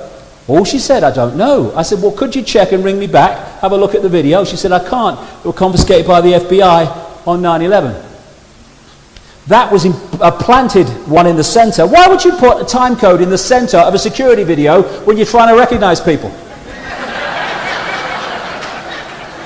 To hide the fact that your story doesn't make sense. I'm not saying he wasn't on Flight 11 Attar, but there is no bloody evidence that he was that I've seen worth the name. Mohammed Abdulaziz Al-Amori. He was pictured here. Looks like he's going to die the next day, doesn't he? Look, there you go. Just like the London bombers were joking with each other as well. And this is the night before. That's Abdulaziz Al-Amori, we're told. It's not Al-Amori. That's Al-Amori, a Saudi airline pilot who went into the consulate, a US consulate on September the 11th in Jeddah, Saudi Arabia, and asked why he was being named as a hijacker. Just one of them. This guy, Lotfi Raisi, was jailed on the say-so of the FBI for helping train some of these pilots. He's a guy who lives in England. And he was jailed for 5 months as extradition proceedings were underway. And a judge eventually released him because the FBI offered no evidence against him whatsoever in the end. They were saying that this man was an Islamic extremist when he's married to a French Roman Catholic. So, that's just one story. How many people are in this place who've done nothing? Most of them, I would say. Look at it. The land of freedom. Geneva Convention makes it illegal for prisoners of war to be shown and pictured humiliated, and the United States does not do that. Donald Rumsfeld. What's that? Look at these people. Would you buy a used car? Not even a new one, mate. Straight off the bloody production line. Then there's this. Amazing how there was a reluctance to investigate why the buildings collapsed as they did. Engineers have said that they were just not allowed to investigate properly because the rubble was taken away by controlled demolition. Paid by the government, just like they were in Oklahoma. And there was no investigation to find out what actually happened to those buildings. Now, these are shots of the World Trade Center buildings collapsing. There's a World Trade Center building collapsing here. These are other buildings that are collapsing due to a controlled demolition. I notice a similarity there myself. Oh no, the metal got too hot. These are buildings that did not collapse through controlled demolition. They do not turn to dust. This guy, William Rodriguez, was a hero. Fated, there he is with Bush, for what he did in 9/11. He worked at the World Trade Center. And he was a hero until he came out and said that bombs went off in the building. And people around him at the time have confirmed that bombs went off in the building. It was brought down, and so have firemen said that. This guy, Larry Silverstein, owner of the World Trade Center, Building 7 came down long after the other two, and Building 7 wasn't hit, and yet it came down the same. Look, lovely controlled demolition. And Silverstein has said, although he's now trying to deny it, he said publicly that there was a controlled demolition of Building 7 on the advice of the authorities. How long does it take to charge a building, to bring it down like that? A few hours? Are you joking? Everywhere you look, it's an obvious scam. As someone's pointed out, some plane experts, this engine found around Ground Zero is a 737. How come? The whole story is a monumental lie because it is a cover story to create a problem to change the nature of society. So, you've got to hide the secret agenda, so you use the movie to do so. Will you lie first or shall I? I thought that was very appropriate. You know, put your hand on you. That's a Freemasonic symbolic place to put your hand. And use people's emotions when you know who's really behind it. I mean, the real actors are not in Hollywood. Turn it into a black and white situation. You're either with us or with the terrorists. Don't focus on the fact that your targets are devastated also by what's happened. Just focus on the images that you want to bring about the desired reaction. And like I say, this is a long, long old story. This is the Nazi talking. Why, of course, the people don't want war. Why should some poor slob on a farm want to risk his life in a war when the best he can get out of it is to come back to his farm in one piece?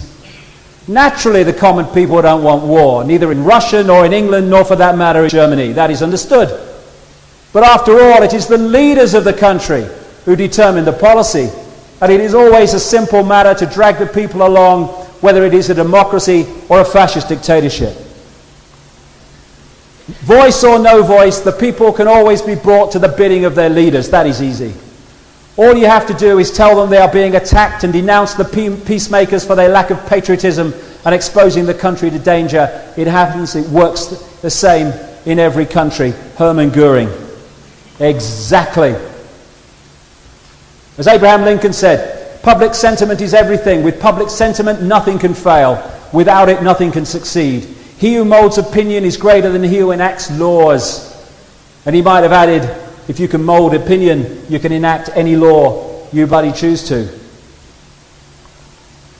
And as Hitler said in Mein Kampf, all propaganda must be so popular and on such an intellectual level that even the most stupid of those towards whom it is directed will understand it.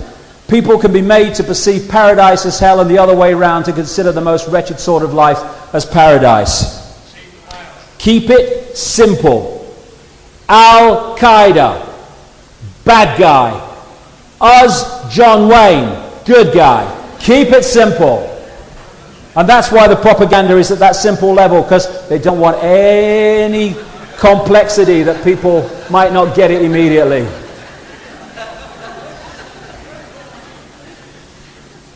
This is Tony Blair holding up the evidence against bin Laden.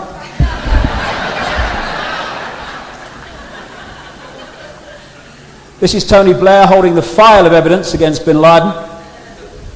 And this is the Americans looking at the evidence against bin Laden. There we go, we sorted it all out. There we go, we're away. There we go. Lies, lies, lies, lies, lies, lies, lies. I'm sorry, that's all I can say. All my other lies are classified. There we go. All right, Rumsfeld. This is what Bush said after 9/11. They are harboring a terrorist, speaking of Afghanistan, and they need to hand him over. There's no need to discuss innocent or guilt. We know he's guilty because it's in the song sheet. And so bin Laden, and this whole bin Laden thing is just so masked in smoke and mirrors. I mean, they created him as a front man. And this is a picture supposed to be of bin Laden, and this is bin Laden in the apparently confession video, in which he doesn't actually confess. Now, either they're not the same person, or he's had a number of visits from the Kandahar Cream Cake Company, one of the two. And also had a visit from the Kabul Nose Job Clinic, Cave Visits a Speciality, you know. In this confession video, the Americans and the British were making major inroads into Afghanistan. They were not long from taking Kabul. Other places had been taken, and they never even talked about the fact there was a war going on. And this is what Greg Strauss, a visual effects supervisor at Pixel Envy, who worked on the Titanic movie and others, said. That's how we make our money, kind of faking things to convince everyone else it's real. We just did some Nike commercials where half the people are digital, you wouldn't be able to pick them out. And we're now in that realm where what you see is not what you're necessarily seeing. Well, it's in that realm all the time, but in terms of technology. When I watched a movie with my son called Stuart Little, about a little mouse, and I watched the cat speaking human words and the mouths moving so amazingly authentically, I thought anything is possible now in terms of orchestrating us seeing things that we think we're seeing that we're not actually seeing. This is what he said in this confession video, this Bin Laden guy. We did not reveal the operation to them until just before they boarded the planes. I can picture the scene. Hey guys, listen, they're boarding. Now, you know those two big buildings in New York?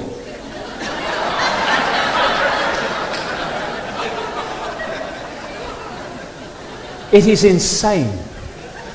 And it is an insult to those who lost loved ones. An insult.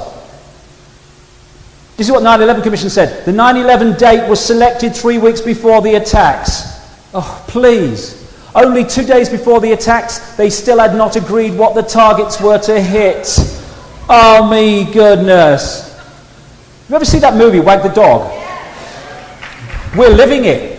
We're living it. For those who haven't seen it, Wag the Dog is a story of a president that is about to go into an election for a second term, but he's got a problem with a story of a relationship with a woman coming out. So what they do is they get a Hollywood producer, played by Dustin Hoffman, to orchestrate a war in Albania, with Albania, that doesn't actually happen except in a Hollywood studio. And they send footage to the media organizations who just play it as if it's back coming from Albania, and it's coming from a studio. And what they do is put the war with Albania on the front page and make sure the problem with the girl, the woman, does not get publicized until after the bloody election at least, when he's re-elected. We're seeing this now. It's a manufactured movie that we're watching. And this is why these three people did everything they could to even stop having a 9/11 investigation, rubbish as it was. And the first person they wanted to head it when they were forced into it was Henry Kissinger. There is not a fibre of this man's body that is not Illuminati. And he's still everywhere. I mean, the first head of operations in Iraq after the invasion, Paul Bremer, he's a Kissinger clone with Kissinger Associates. But what you do is you ignore the detail, like I say, and you focus on image. Keep that image going. Manufacture the emotion. You have to, because you don't have the ability to empathize. Focus on one man, but only for a while. And talk about freedom while taking it away. And at least 3,000 civilians in the initial attacks on America are followed by at least 5,000 civilians in the initial attacks in Afghanistan. And somehow it's a glorious victory. Just focus on that. That is terrorism. That is fighting for justice. That is evil. That is doing God's will. They're both freaking terrorism. The difference is one's on a much greater scale.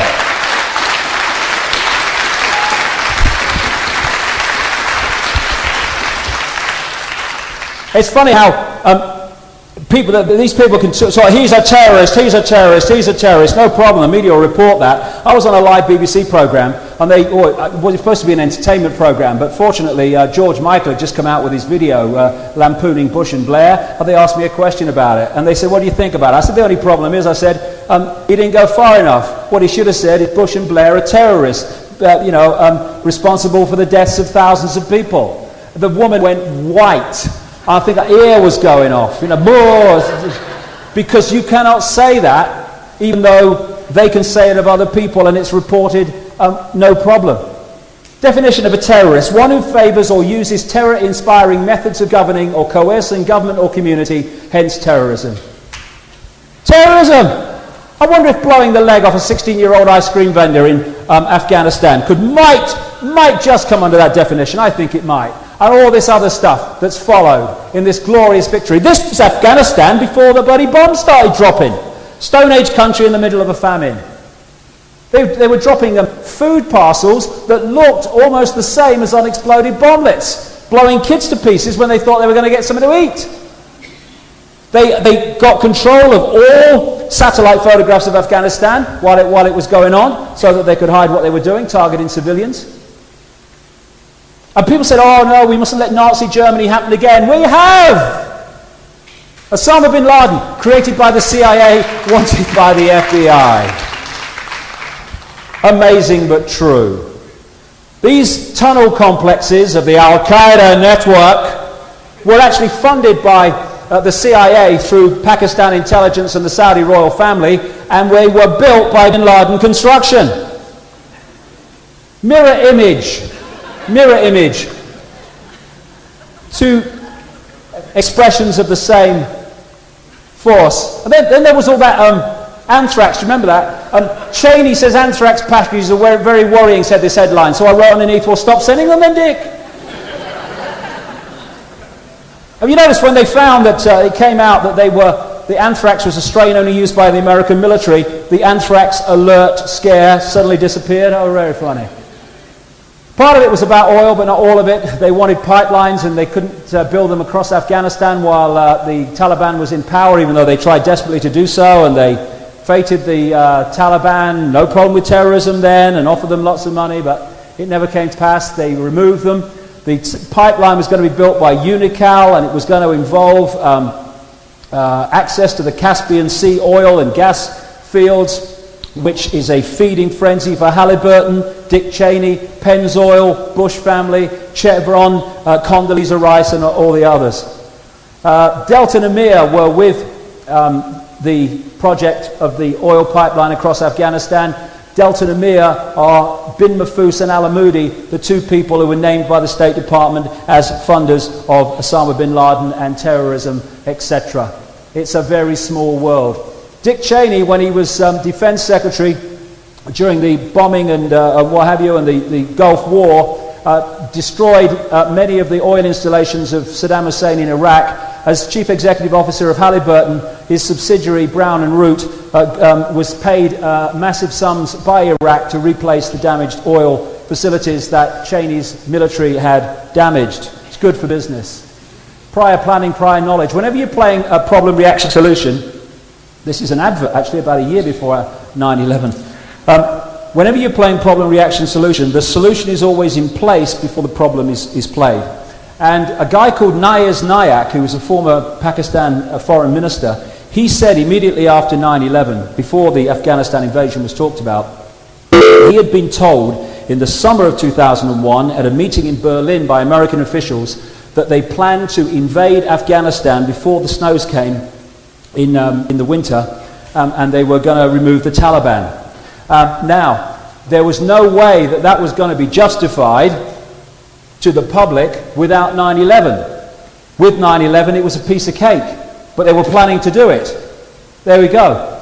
And what Nayaz Nayak said was that part of the plan was that Zahir Shah, the exiled king of Afghanistan, exiled in Rome, would be brought back to Kabul to live in the presidential palace. After the invasion of Afghanistan, he's back in the presidential palace with Hamid Karzai and all that stuff, who's another front man for this whole thing, just a gopher.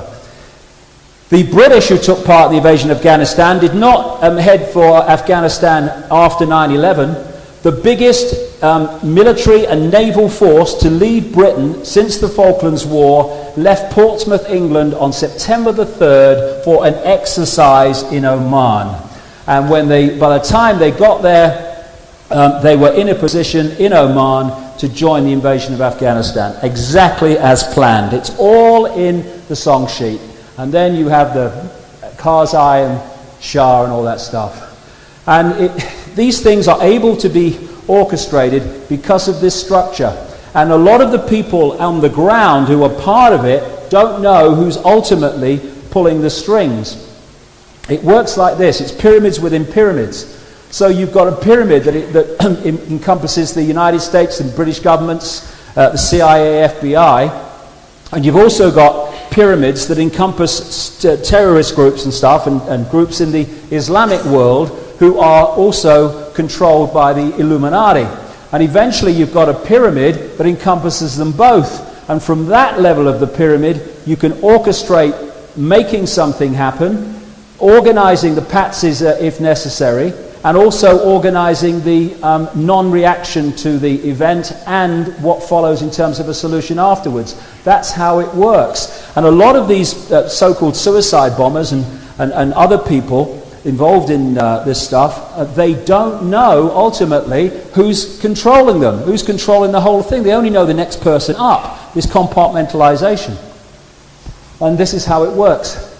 With one force controlling both sides, that's the movie, that's what's really happening.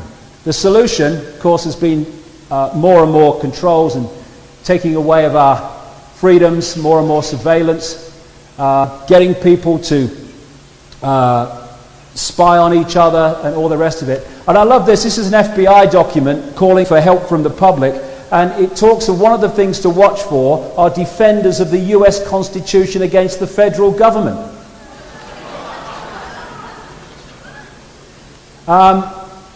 This is what Adolf Hitler said when he was justifying the creation of the Gestapo. An evil exists that threatens every man, woman and child of this great nation. We must take steps to ensure our domestic security and protect our homeland. Could have been George Bush, could have been Tony Blair. And so we go back to Babylon and the invasion of Iraq. Of course, Daddy's always here in the background. He was the one that orchestrated the invasion or the war with Iraq in 1991. This guy, Saddam Hussein, was part of the gang, part of the secret society gang, a blue-eyed boy, until he was surplus to requirements, because that's what they do. These people are used and feted and supported while that suits the agenda. The moment destroying them suits the agenda, they destroy them. They're just fodder in the game. What happened in 1991, they got the Iraqi forces in such a state, they only had to, pay for the gas to get to Baghdad, and it was all over. And then suddenly, staggering to everybody, Father Bush says, no, we're not going any further, and leaves Saddam in power, because that card was needed to be played again, because this is like they don't just project a few weeks or months forward. It's like a biorhythm chart that they've got going forward, orchestrating these events towards this agenda. Even during the so-called end of the war after 1991, people were being bombed in the so-called no-fly zone areas of Iraq. This is a young child, 6 years old, found dead in the rubble, American bombs. Her sister was also killed in this bombing. This is what wasn't reported, going on all through the 90s. This is what is happening and has been happening since 1991, and my goodness, what's happening now, to children who are being born as a result of the exposure of parents to the radiation in the spent uranium and all that stuff, in the bombs that they drop these days. Horrendous birth defects. And of course, since this latest invasion, the amount of radiation, the amount of pollution has dramatically increased. This is what Americans don't see and British people don't see. What is going on in Iraq and what is not reported. And this is even before this invasion. Before the invasion, of course, this is what they said. They said, although we've not removed Saddam Hussein, even though we could have done, we've still got a problem with Saddam Hussein, so what we've got to do is have sanctions against Iraq. The sanctions during the 90s, supported by the American government and Tony Blair, led to unbelievable devastation in that country. This is the UN, December 1995. More than 1 million Iraqis have died, 567,000 of them children, as a direct consequence of economic sanctions. As many as 12% of the children surveyed in Baghdad are wasted, 28% stunted, and 29% underweight. This is even before they started dropping the bombs this time. UNICEF, 1996, more than 4,500 children under the age of 5 are dying each month from hunger and disease as a result of the sanctions. Madeleine Albright was asked on CBS 60 Minutes, we have heard that 500,000 children have died as a result of sanctions in Iraq. I mean, that's more children than died in Hiroshima. And you know, is the price worth it? Madeleine Albright, Secretary of State to Clinton. I think this is a very hard choice, but we think the price is worth it. And when we talk about America and Britain, we're not really talking about the American people and the British people, although those who support the people doing this have a massive responsibility, but America and Britain are merely vehicles as countries for the Illuminati to orchestrate this global agenda. They're no more important than any other country except that they are centers for the Illuminati and are being used. And when they went into Iraq, it was about control and takeover. And these two are major frontmen, and that's about the way the relationship seems to work. Certainly that's the way the British see Blair. There we go. Go on. So, we've got missiles, tanks, troops, planes, bombs, ships, guns. Now, we need a reason. Weapons of mass destruction, that'll do. And see, problem, reaction, solution doesn't even need a... this is Scott Ritter, who was a chief UN weapons inspector. What he's saying here before the invasion of Iraq is that they have no weapons of mass destruction. The mainstream media ridiculed him. He was right. But you don't need a real problem often with problem, reaction, solution. You just need the perception of it. So problem, weapons of mass destruction, Saddam Hussein, dangerous to our welfare. Reaction, oh my God, we must do something. Solution, invade Iraq. I talk about it in detail. It's an amazing story, the way it was orchestrated. And what's happened now is through secret Downing Street memos that have been leaked and stuff, is already we are officially back a year before the invasion to where it was shown that they'd already agreed to invade. In days before the invasion, no, it's not necessarily going to happen if he does this and he does that. Joke. That's why the UN weapons inspectors were ridiculed and humiliated. It's because they didn't want them to find no weapons of mass destruction. So there we go. There was a connection between Iraq and Al-Qaeda. Look, there we go. No problem. I know that was another one. He was flying one of the planes. There we go. And it gets sillier and sillier. There's the evidence of weapons of mass destruction. There's the Americans looking at it. There's one of the weapons of mass destruction. And there's one of the mobile weapons laboratories. There we go. Away we go. And interesting, 1983, Donald Rumsfeld was sent by Reagan Bush to Baghdad to meet Saddam Hussein and organize the shipment from American companies of chemical and biological weapons to use against the Iranians. And people say, oh, Saddam Hussein, terrible man. He used chemical weapons against the Kurds. Yes! And who supplied them? American and British companies. And it's not make-believe, this is an official document. Came to light a couple of years ago or so. Donald Rumsfeld, the US Defense Secretary and one of the most strident critics of Saddam Hussein, this is a newspaper report, the document, met the Iraqi president in 1983 to ease the way for US companies to sell biological and chemical weapons, including anthrax and bubonic plague cultures, according to newly declassified US government documents. He was a director of a company called ABB, a big engineering giant in Europe, and what they did is they sold nuclear equipment to North Korea. And now he's saying North Korea is a danger because it has nuclear technology. You couldn't make it up. Agenda, movie, and the same people move between the two, like him. But follow the white rabbit, war is peace, get a brain, Morans, and away we go. Shocking, awful. And John Wayne everywhere. Hey, John Wayne. It's the mentality. It's like a B-bloody movie that's unfolding, but not at the sharp end of it. All over the Iraq and all over the place, this is going on. I won't even go into some of this stuff. Cluster bombs are used in Iraq and they've been used in Afghanistan. That's what cluster bombs do. That's what cluster bombs do. When they explode, they send out hundreds of sharp, razor-sharp pieces of metal that just cut people to pieces. They're actually supposed to be illegal, but clearly, provably, the Americans and the British governments are using them. And this is what I get with morality. We've got this perverted view of morality, you know. When Janet Jackson, in this orchestrated exposure with Justin Timberlake, was it at the Super Bowl, there was moral bloody outrage from so many people in this country. Oh, it's terrible! Oh, what's happening to America? The moral fibre is falling apart!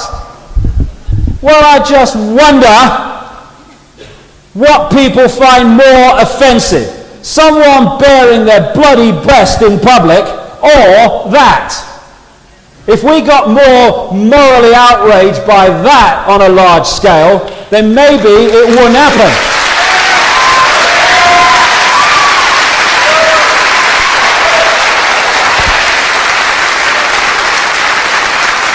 You know, I'm up to here with a moral sodding majority. Oh, yes. This is what one of the soldiers said in a British documentary.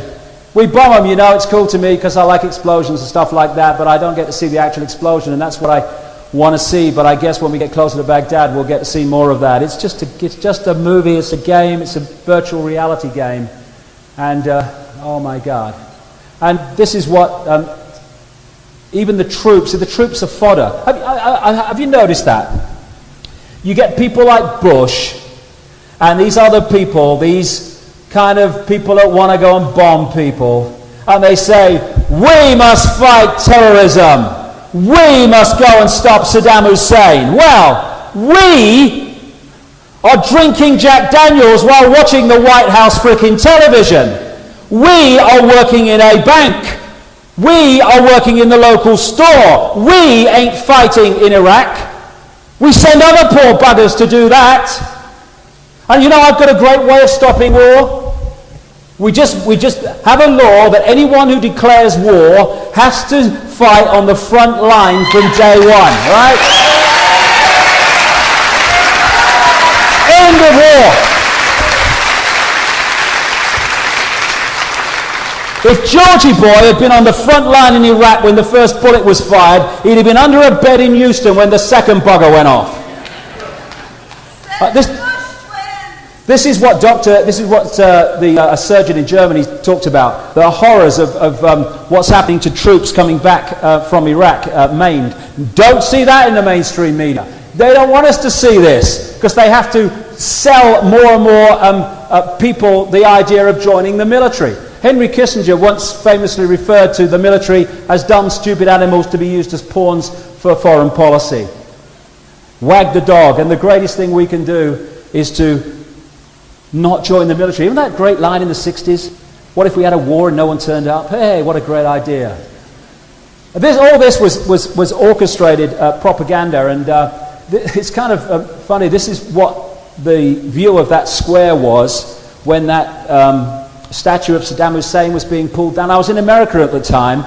I sat and watched just to see how long they would hold on it. CNN held on that square live for 2 hours until that statue was pulled down by the military because of its symbolic nature. Now, you've just seen that square. This is the London Evening Standard picture of the people in that same square at that time. Where are they again? Now look, this guy at the front is in there at least 4 bloody times. What they've done is they've taken clips of thought model of people and they've put them together to create a crowd. This is a mainstream newspaper in Britain. Yeah. Jessica Lynch. Manufactured story, wag the dog. And again, face experts, you know, in Britain and elsewhere, but I've seen them, at least two of them talking about it in Britain. They've said that there's at least 7, 8 or 9 Saddam Husseins. And it was accepted he had loads of doubles, but have they got Saddam Hussein or have they got Saddam Hussein batch number 156/X? And there's this story, I really saw this. Saddam Hussein's wife arrived from Syria with her official escort and then entered the prison, emerging only moments later, pink with rage and shouting, "This is not my husband, but he's double. Where's my husband? Take me to my husband." American officials rushed forward to shield Mrs. Saddam from perplexed Russian observers, trying to insist that Saddam had changed a lot while in custody. And she probably didn't recognize him. This was certainly not the best way to handle the Iraqi president's wife. "You think I do not know my husband?" she shouted furiously. "I was married to the man for more than 25 years. Then she stormed off, never to return. Reported in Pravda and 4 other newspapers that I saw. Oh dear, let's go to the cinema and watch this world unfold. The pig trough, more of the resources and stuff all being picked off by the American companies. And handing over Babylon. I love it.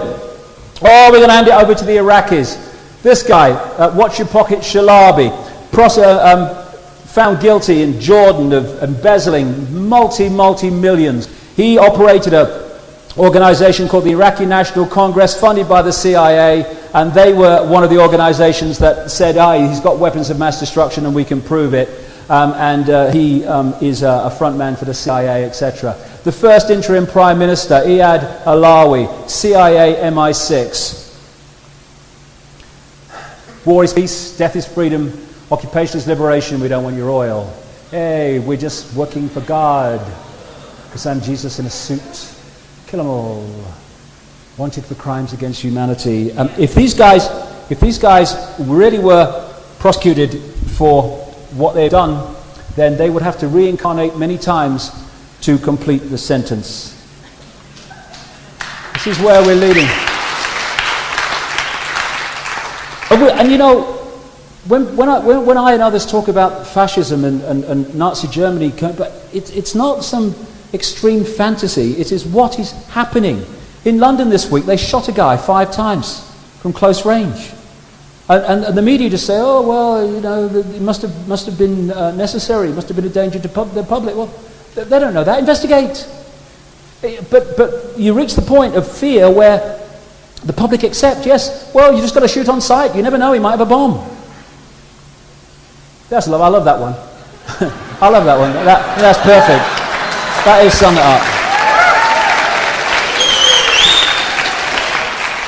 And so, and again, they've told us in the Project for the New American Century report that I talked about earlier, they are heading for these other countries, and the countries either come quietly or they start getting bombed. Stop asking questions. Promise never to question authority. I promise never to bring up my rights. And if you do, if you stand for freedom and peace and not killing people, what they do is they shoot at you with rubber bullets and they break up your peaceful protests. And they stop people having a voice to protest and put the other point of view. Why? Well, let's go back to the Nazis. That's all you have to do. This is what the propaganda minister Goebbels said. The lie can be maintained only for such time as the state can shield the people from the political, economic and or military consequences of the lie. It thus becomes vitally important for the state to use all of its powers to repress dissent, for the truth is the mortal enemy of the lie, and thus by extension the truth becomes the greatest enemy of the state. That's why they're suppressing dissent. And in Britain, we've got the Neo-Labour Party, who's just the mirror of what's happening in America, and we've got Belair as they call him in Britain. And this brings us to very topical events, and we'll have a break in a second, but this brings us to very topical events.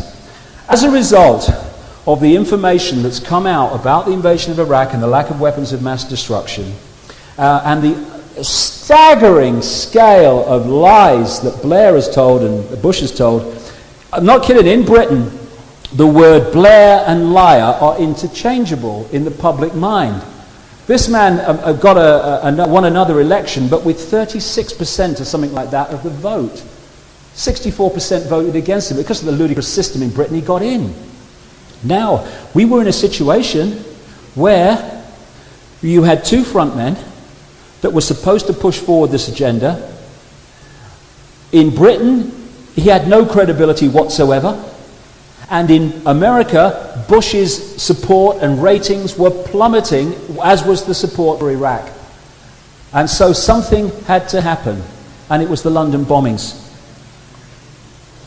It was a very orchestrated week in Britain. First of all, in London, you had the Live 8 concert with the rock stars putting on this concert to press for help for Africa.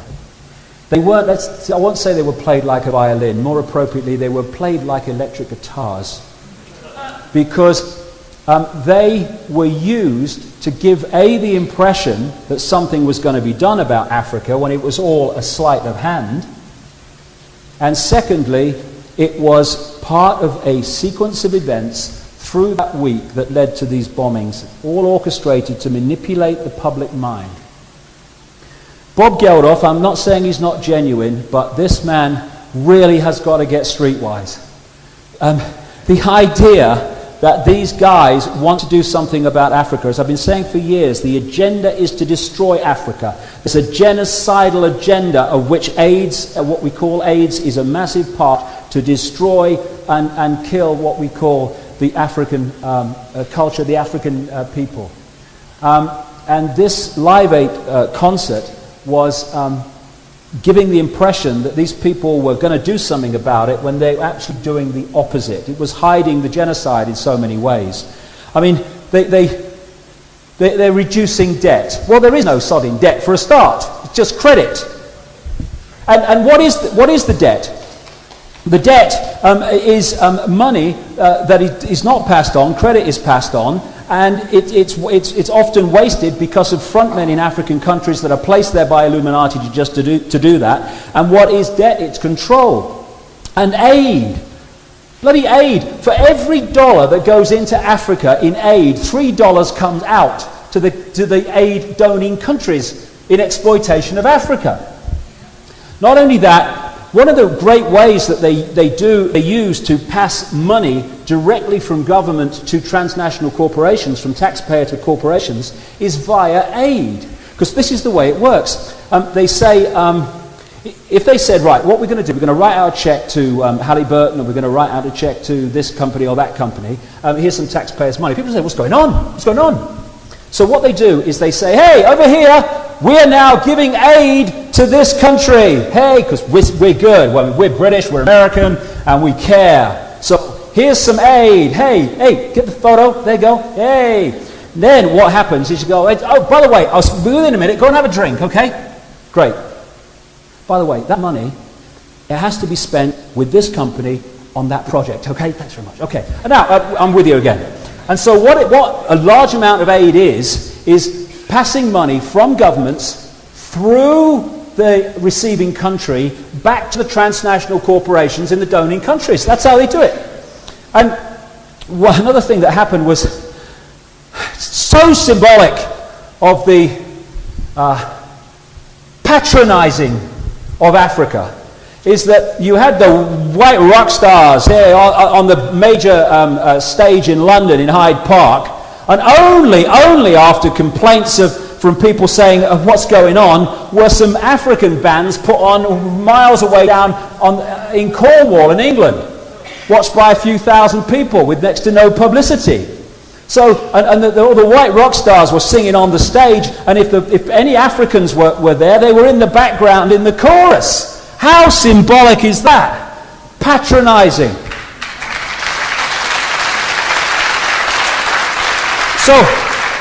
So then, but we're good guys. Look, we're doing this. So you've got the Bonos and you've got the Geldofs, and I'm not saying they're not genuine, but they've been pulled into the system to play the game. And so we are asked to believe that now, because of this pressure, that these global leaders are going to help Africa, and the organization orchestrating this help is the World Bank and the IMF, when the World Bank is headed by Paul Wolfowitz, who was one of the architects of a document that talks of developing biological weapons that can target specific genotypes. This may transform biological warfare from the realm of terror to a politically useful tool. Bob Geldof, mate, wake frickin' up. Please.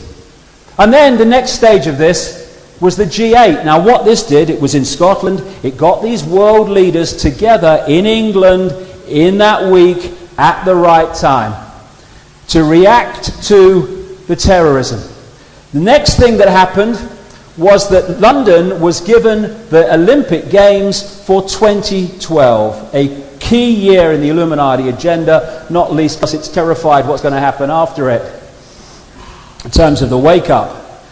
And when they first announced that London, this is years ago now, was going to go for the 2012 Olympics, I said to my friends, it's a bloody certainty. London major centre globally of the Illuminati, 2012 Olympics. Oh, you kidding? They're bound to get it. Oh, it was very close with Paris. No way. They were always going to get it. And so London then was absolutely a joyful, great scenes of celebration. And one of the great, most effective ways of affecting people emotionally, a trauma type way, is to have a big high and then smack them down. And so you had this great elation. 24 hours later came the London bombs on 7/7/7. And it was the most obvious setup you will ever see.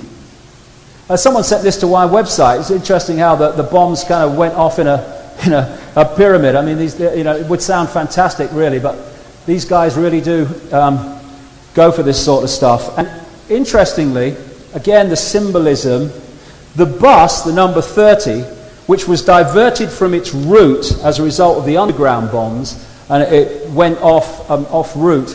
On the side of it was an advertisement for a movie. And what the advertisement said was, outright terror, bold and brilliant.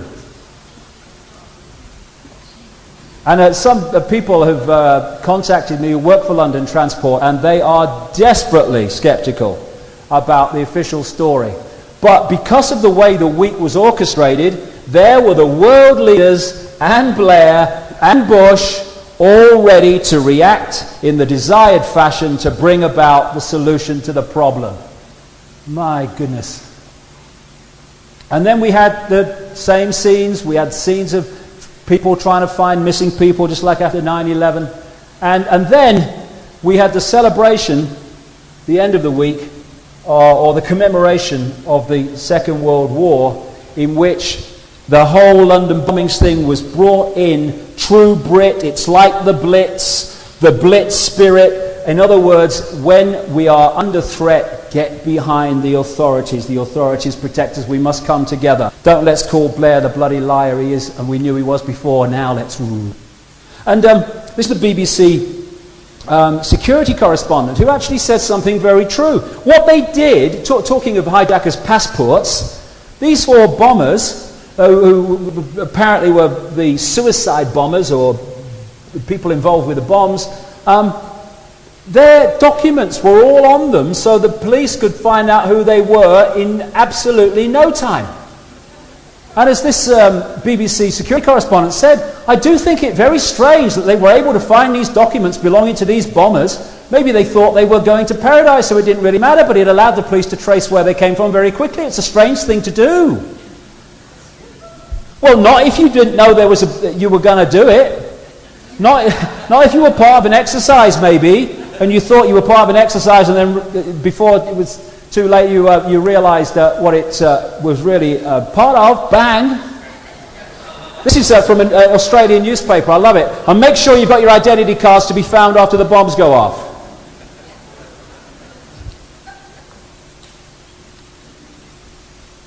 Although they're now denying it, this guy, Benjamin Netanyahu, former Israel Prime Minister and still a major political figure in Israel, he was warned not to go to a hotel near the first bomb where he was due to make a speech and stayed in his hotel.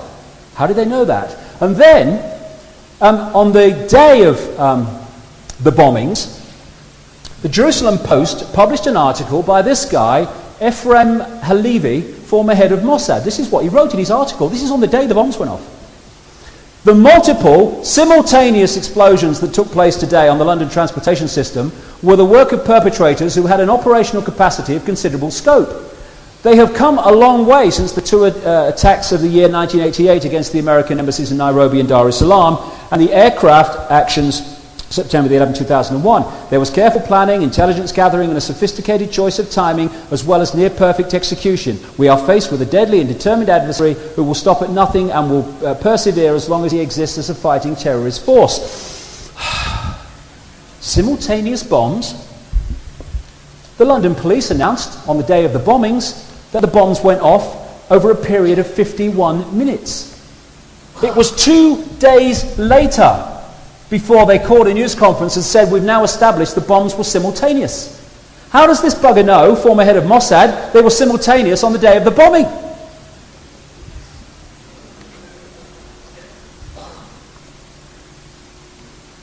We have another exercise on our hands.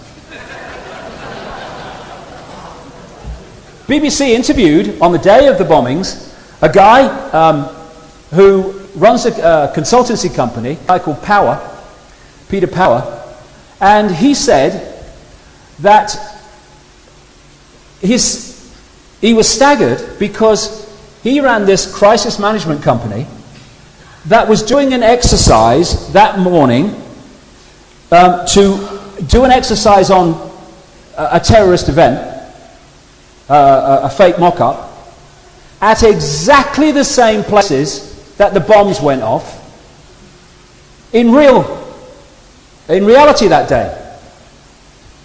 He said the only difference between what happened and what their exercise scenario was doing was that in their scenario the bombs were simultaneous and not, as the police are saying, over a period of 50 minutes. 2 days later, like I say, the police announced no, they were simultaneous. So in every single facet and detail, what happened in reality was what that exercise was doing. What if those guys were part of the exercise and then didn't realize until it was too late that they were carrying the real thing? This is why I have to bloody laugh. I have to laugh. It's just so pathetic. Websites like mine and others, and Alex Jones and many others, have been asking simple questions. If they were suicide bombers, why did they buy return rail tickets from Luton to London? Why, when they parked their car in the station car park at Luton, did they put enough time on to come to London and then get back without getting fined? Why did they do that? They were suicide bombers. Now, of course, holes starting to appear. People going, oh yeah. So what they have now done is the authorities have said, well, we're not sure now if they were suicide bombers. We think that maybe, because of course they bought return rail tickets and that, maybe they're Al-Qaeda controllers, just didn't want them to survive in case they cracked if they were arrested and told of everyone else. So maybe they didn't realize that the bombs were going to go off when they did. That's why they bought it. See, and the paper's going, oh yeah, that's probably... No, you're being used, darlings, to cover the obvious holes in the story, but you can't see it. Oh my God, it's pathetic. It's repeating. We're in a time where people are being picked off. Divide and rule. Okay, let's focus on the Islams. Oh, he's got a beard, he's dangerous. Oh, let's focus on these, let's focus on that. Oh, look, homeless, hey, they're always into crime. All this. We're being picked off. And oh, it doesn't affect me, it doesn't affect me. And it reminds me of this very famous statement by this pastor, an anti-German activist, anti-Nazi activist rather, who said, first I came for the Jews and I did not speak out because I was not a Jew. Then they came for the communists and I did not speak out because I was not a communist.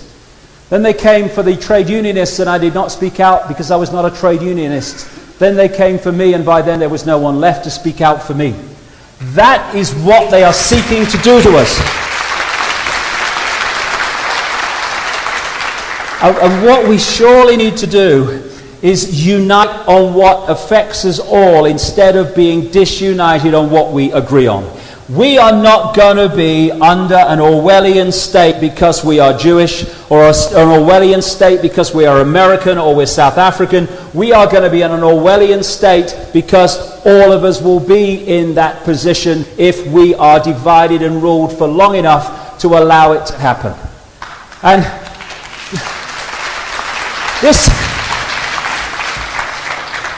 they're coming for the draft. You know, when you look at what that Project for the New American Century document is demanding, and they're looking for ways of focusing on Iran now and China, all this other stuff, they're not going to be able to fight simultaneous wars in major theatre wars. Without the draft, they're struggling now to fulfill the vacancies. Plenty of vacancies available. Join the army, travel to exotic distant lands, meet exciting, unusual people and kill them, and be killed. These draft bills are already there. They can't do it without enforcing the draft. These things here, these budgets and stuff, are all in the pipeline to make it happen. And you've got these buffoons in their silly hats going round trying to persuade people who have been spit out by the system to go and fight for the bugger. I love it. You know that system that's left you jobless and poor and all that stuff? We want you to come and die for it. Oh, that's a good idea. Where do I sign? Oh, and by the way, we'll pay your college fees until we need you to die for us. By the way things are going, we need you to die about the middle of next bloody month. So be quick on the revising. It's what Albert Einstein said, the pioneers of a warless world are the youth that refuse military service. And it's not...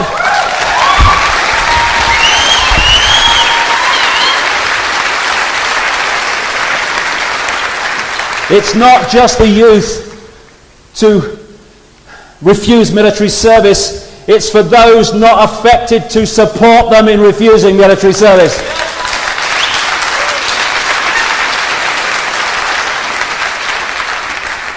It was absolutely on the ball, that is absolutely on the ball now. Donovan's record.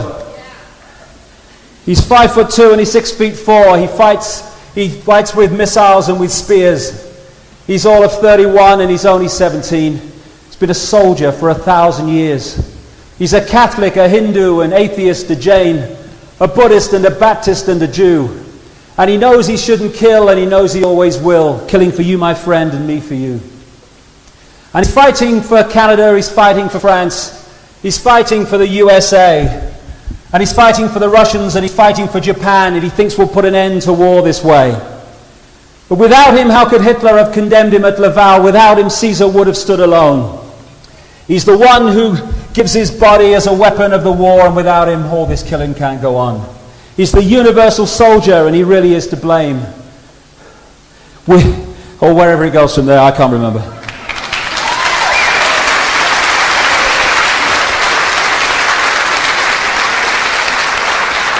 His orders come from far away no more. They come from here and there and you and me and brothers and sisters, can you see? This is not the way we bring an end to war. It's always been true and it will always be true, and never more so than now. They can't do it without using us as fodder. If we refuse to be, they can't do it. And this is a time we're at the fork in the road and people are now starting to wake up. There were 1 million people on the streets of London challenging the invasion of Iraq. There are more and more people, I've been staggered by the number of people involved in relation to the London bombings who have said this is not making sense, this is not true. There is a wake up happening, and we are at the forefront of it. And after we've had a half an hour break, we'll get into the part of this I love talking about. And, you know, I mean, what are we doing letting these people run the world? I mean, look at them. Look at them. Look at them.